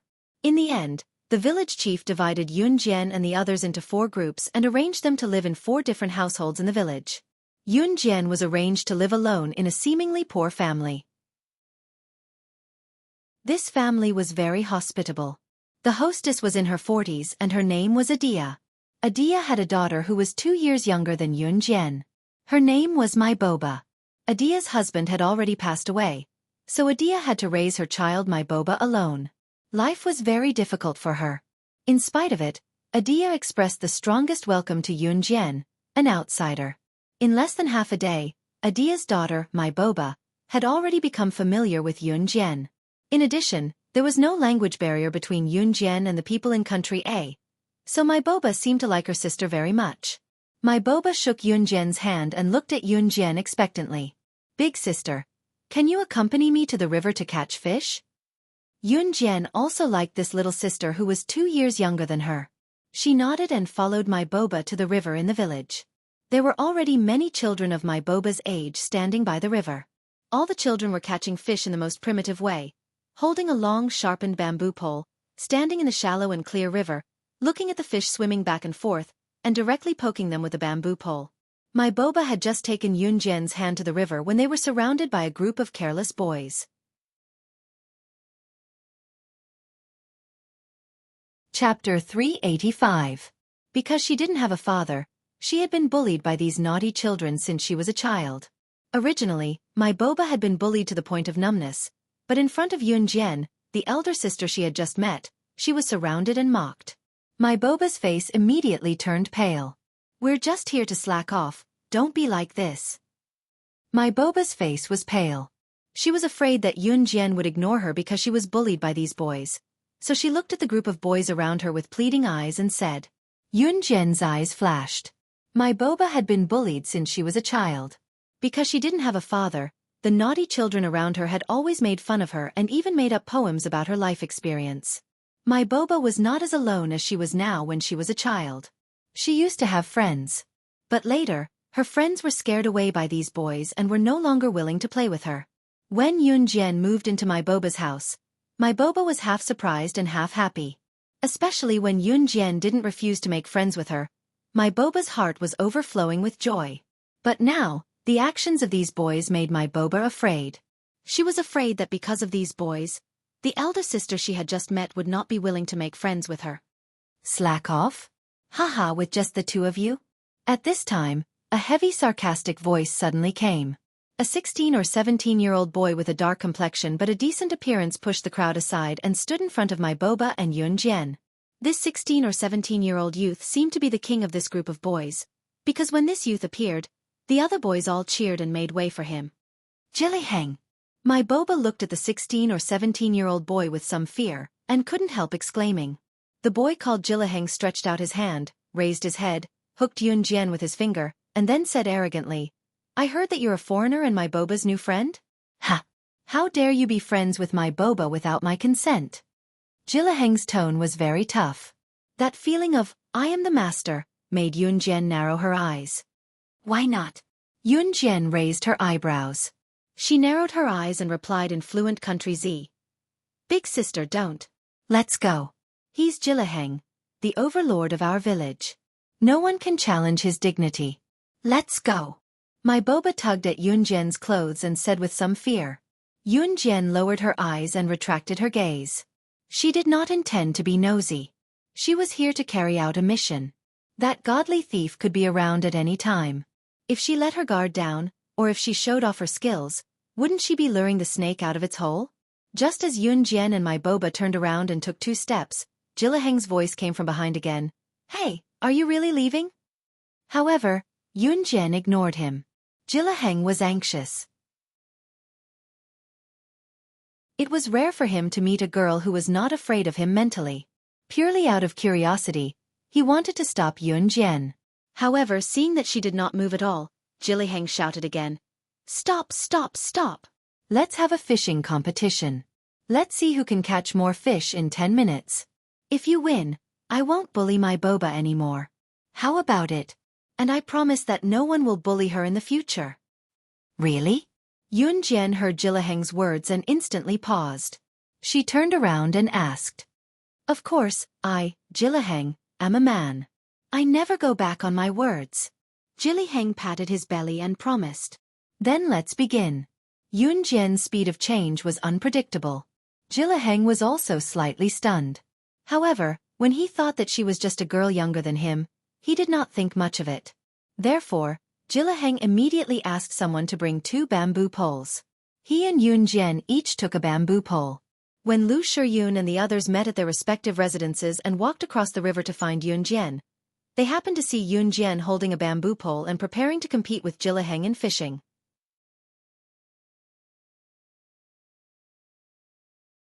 Chapter 386. Yunjian was not disturbed by the appearance of Lu Shiyun and Chu Xiangnan at all. At this time, she was already standing in the stream with Jilaheng. Most streams in winter were bitterly cold, but strangely, the spring water of this stream did not make people feel cold at all. On the contrary, people standing in the stream would feel warm. It's starting, Jilaheng said to Yunjian with a bamboo pole in his hand, glancing at her. Okay. Yunjian nodded. She narrowed her eyes and nodded to Jilaheng with a bamboo pole that was sharp enough to stab a fish to death. Yunjian, come on! Chu Ning and the others could not understand the shouts of the group of Country A people, but Chu Ning waved at Yunjian and cheered for her. Yunjian kept her eyes squinted, staring at the bamboo pole in her hand. Big sister, come on! My boba also looked at Yunjian gratefully. At the same time, she also raised her voice and shouted for Yunjian in her Mandarin. Ha! Jilaheng suddenly chuckled. A wicked smile that did not match his age climbed up the corners of his lips. Chi! Jilaheng stabbed the bamboo pole in his hand into the stream and stabbed a small fish that was swimming freely. Yunjian narrowed her eyes and also stabbed the bamboo pole in her hand into the stream. It missed? Ha ha ha! It missed! Jilaheng's group of friends chuckled at Yunjian. Yunjian's stab with the bamboo pole missed. Chu Ning and the others were also disappointed for a while. Yunjian was not in a hurry. She lowered her head and did not show any expression. Hee hee. Jilaheng also laughed. He laughed even more presumptuously, and at the same time, he stabbed the bamboo pole in the stream several times in a row. Chi chi chi chi chi. 5 consecutive stabs. A fish appeared on the bamboo pole in Jilaheng's hand. It could be said that Jilaheng had never missed. He then looked at Yunjian. She had also stabbed him a few times, but she didn't even manage to hit him once. Jilaheng's group of friends became even more excited. They began to shout arrogantly. Jilaheng! Jilaheng! Jilaheng! What's wrong with Yunjian? Chu Xiangnan also frowned. He was a little disappointed that Yunjian did not live up to his expectations. He looked as if he could not wait to replace Yunjian and win. Shut up! Jiang Weiwei, who had been silent all this while, suddenly kicked Chu Xiangnan and growled at Chu Xiangnan. The others were also frightened by Jiang Weiwei's serious appearance, but they all frowned, not knowing what she was talking about. Jiang Weiwei furrowed her brows. She silently looked at Yunjian, who seemed to be using all her strength to use the bamboo pole to prick the fish, but was unable to do so. She did it on purpose. But why? Not long after, the bamboo pole in Ji Jiheng's hand was full of fish. Ji Jiheng had already reached a new level of fishing. He was standing with his back facing Yun Jian. Another fish was successfully harvested by him. Yun Jian suddenly narrowed her eyes. She took out the butterfly knife from her pocket when Ji Jiheng completely let down his guard.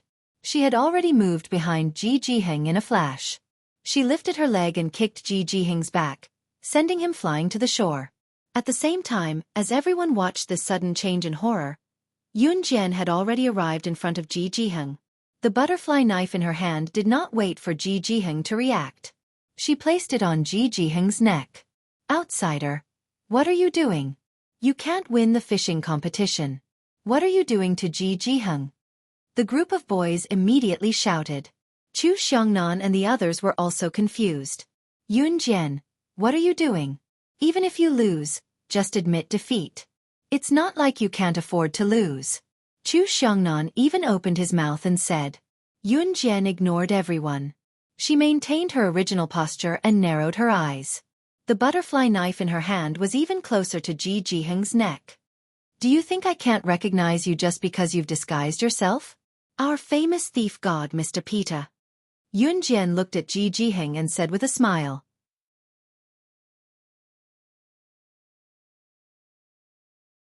Chapter 387. Yun Jian spoke in Chinese, so other than Chu Xiangnan and the others who were completely shocked, the group of boys from a country, including my boba, could not understand. However, this did not include Jillaheng, who was lying on the ground, who was also the thief Peter. After being recognized, Peter stopped pretending. He was not angry, nor did he fly into a rage because Yun Jian saw through him. Instead, he reached out to push away the butterfly knife in Yun Jian's hand and stood up. Needless to say, after being recognized, Peter was really shocked for a while. When he disguised himself as Jillaheng, even Jillaheng's mother could not recognize him. How could he be recognized by this young girl who was not even 18 yet? "Who are you?" Since he stopped pretending, Peter reached out to pull off the human skin mask on his face. He looked at Yun Jian and asked. Under the mask was a face that was completely different from Jillaheng's. The face under the mask looked to be in his 20s. His skin was very tender, and there was a trace of handsomeness between his eyebrows. His nose was tall and straight, and he looked a bit like a mixed-race person. Yun Jian did not threaten him with the butterfly knife.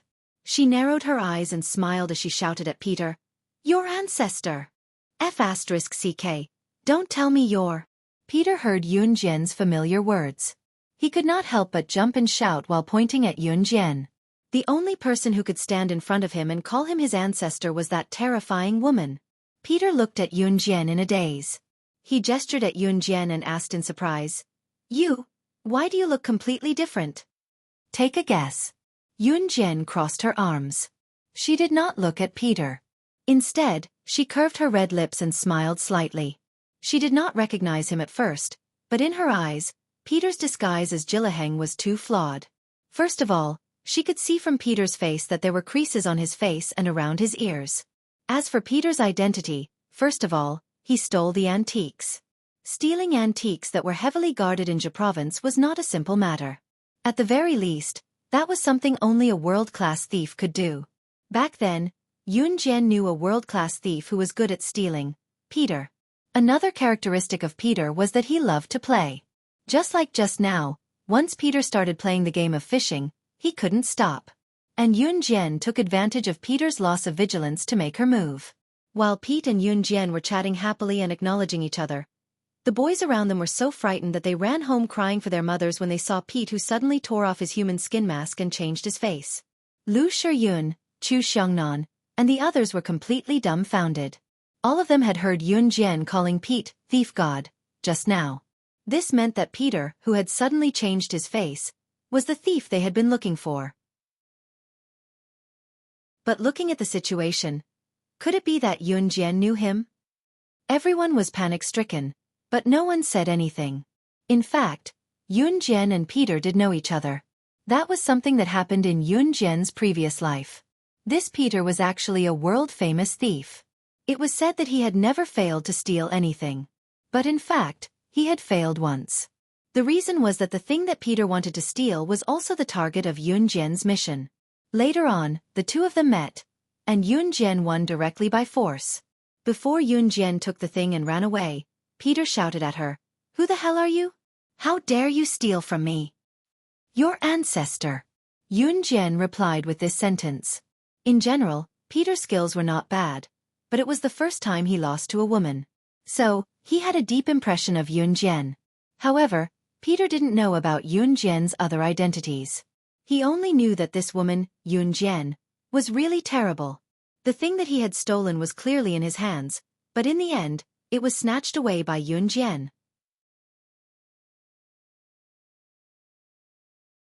Chapter 388. Aya, my great-aunt. No wonder my eyelids have been twitching since this morning. Why did you come back to look for me? Oh my God. Don't tell me you want to take away the treasure that I worked so hard to steal again? Returning to reality, Peter clutched his chest exaggeratedly. He looked at Yun Jian as if he was looking at the devil and shouted at her. Lu Shiyun and the others were even more surprised when they saw this. Judging from Yun Jian and Peter's words and actions, they seemed to be very familiar with each other. However, Yun Jian pursed her red lips and smiled slightly. Then, she reached out her hand. You guessed right. Hand it over obediently. Peter retracted his hand and made a face as if he was about to die. Then, he clutched his pocket tightly. Are you really going to take it away? There's no room for negotiation? No. Yun Jian's deep eyes flashed. She opened her mouth and didn't allow for any rebuttal. All right then. Peter could only reach out his hand and rummage through his pocket. Then, he reluctantly took out an emerald jade pendant and handed it to Yun Jian unwillingly. This emerald jade pendant was the one that was lost in the Zhe Province Museum. Before they came, Good Yun Jian had shown Yun Jian and the others a photo of the lost antique. It was this emerald jade pendant. Although it was just a jade pendant, this jade pendant was actually an ancient relic left behind by a famous scholar in the Tang dynasty. It had been quite a few years since then. Naturally, it was worth a lot. Just like that, the mission is completed? Chu Xiongnan and the others stood where they were. They watched as Peter obediently handed the jade pendant to Yun Jian without any resistance. All of them turned pale with fright. After all, Peter was an internationally renowned thief, wasn't he? He actually handed the antique jade pendant to Yun Jian just like that? This meant that the mission was successfully completed. Wasn't this mission supposed to be quite dangerous? Why did the thief obediently hand over the item as soon as Yun Jian showed up? Who exactly was Yun Jian? However, if Peter heard Chu Xiongnan and the others silently criticizing him for handing over the antique jade pendant to Yun Jian, he would be in deep trouble. Peter would definitely put his hands on his hips and shout at Chu Xiongnan and the others. When he fought with Yun Jian, both his arms were broken by Yun Jian. If Peter hadn't dodged quickly, his entire body would have been broken by Yun Jian. Peter swore that he would never meet such a terrifying woman again in his life. But this time, it was such a coincidence. All right, you can go now, Yun Jian said with a grin, looking at Pete. Peter wanted to cry but had no tears. He quickly packed up his things and ran away. His speed was even faster than a car. After Peter left, he wasn't a bad person. It didn't take long for him to release the real Geely Hunter. The real Geely Hung had tasted the feeling of being bullied by Peter. From then on, he repented and no longer bullied my Boba and her group of weaklings. Yun Jian and the others stayed the night under the warm hospitality of the villagers. The next day, Feng Xiaoran drove the jeep and left. My Boba sent Yun Jian and the others all the way to the entrance of the village until Yun Jian and the others could no longer be seen. This encounter was like a fleeting moment in life. Once they parted, it would be forever. After leaving the village, they returned along the same path. As soon as they returned to the crowded flat ground, they met Yu Fengqing and the others who were still searching around the canyon but to no avail. How dare you leave without saying a word? Do you know what kind of behavior this is? This is abandoning your companions and selfish behavior. What kind of future do you think you can have? You still want to rely on your own abilities to complete the mission. I think you're dreaming. Due to the language barrier, Yu Fengqing and the others couldn't even rent a car. They had been walking since yesterday morning and were extremely tired. When he saw Yun Jian and the others, Yu Fengqing rushed up and scolded them like an elder. In reality, he was resentful that Yun Jian knew Country A's language but didn't team up with them.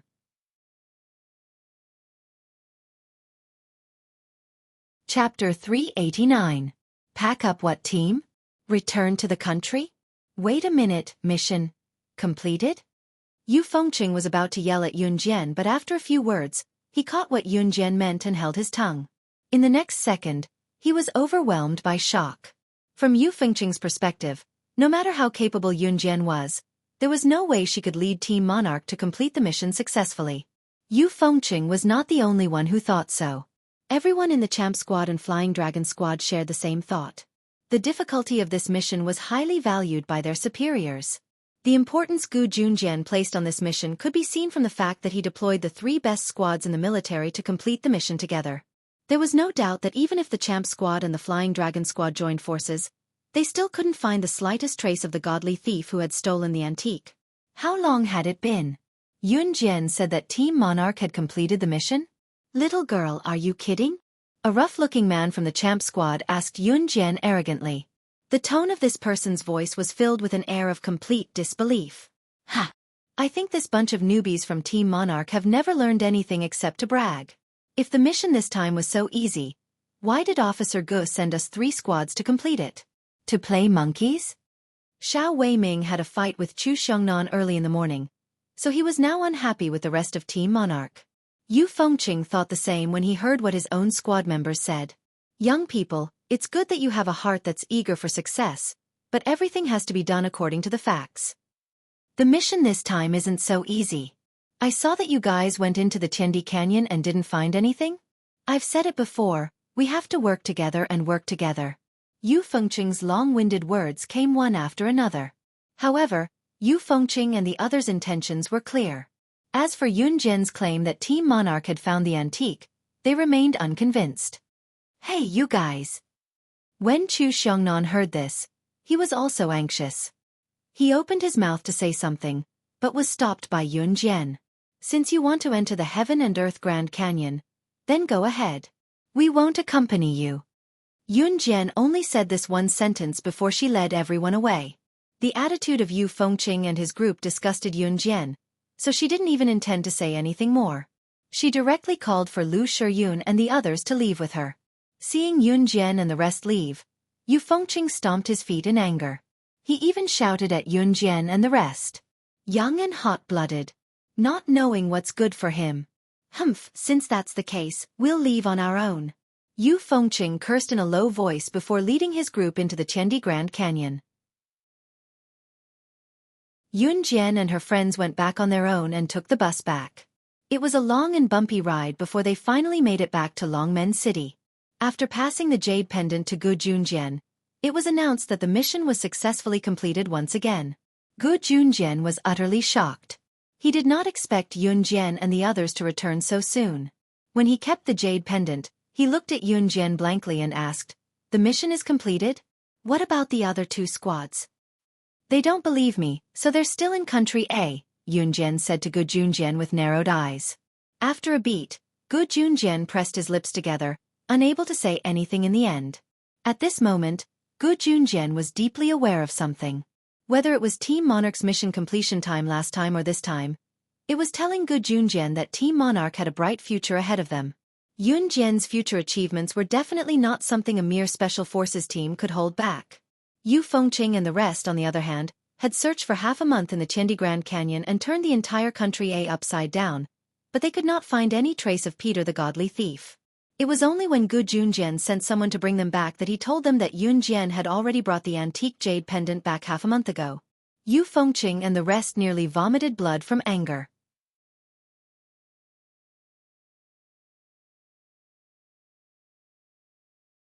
Chapter 390.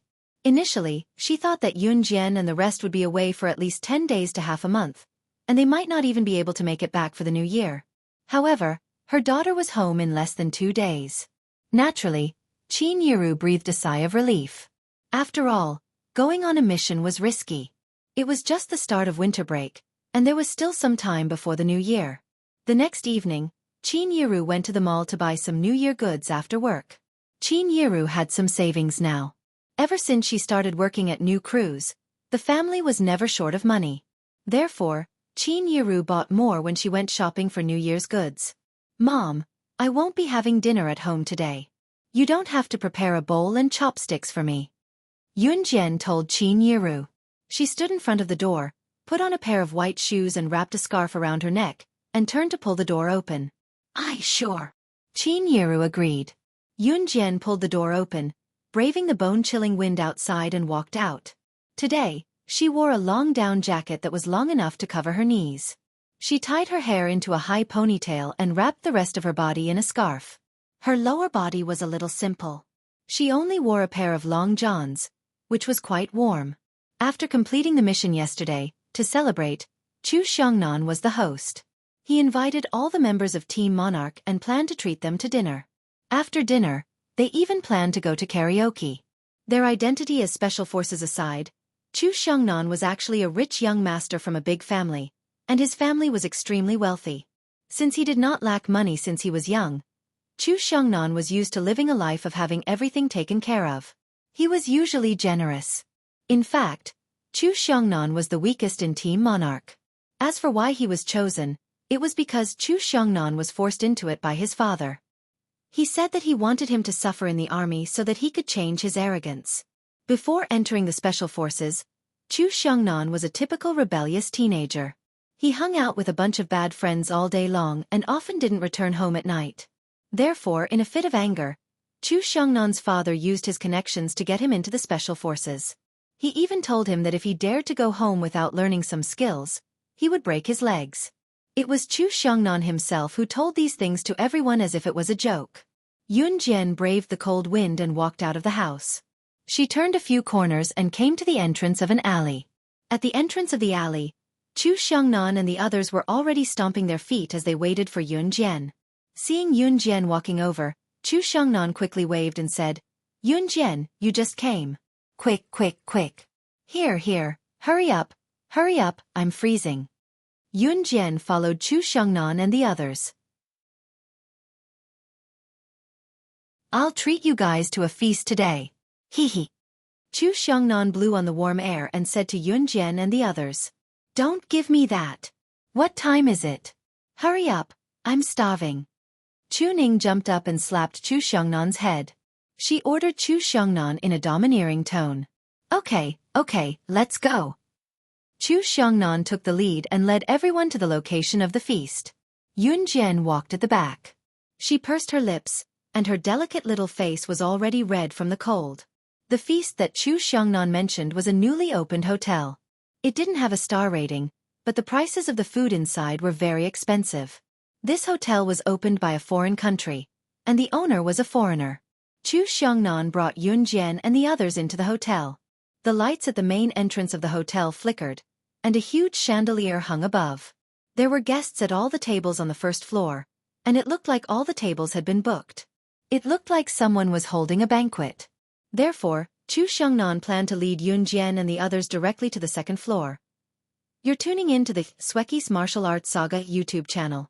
Don't forget to subscribe and join us on this journey to catch the most captivating stories.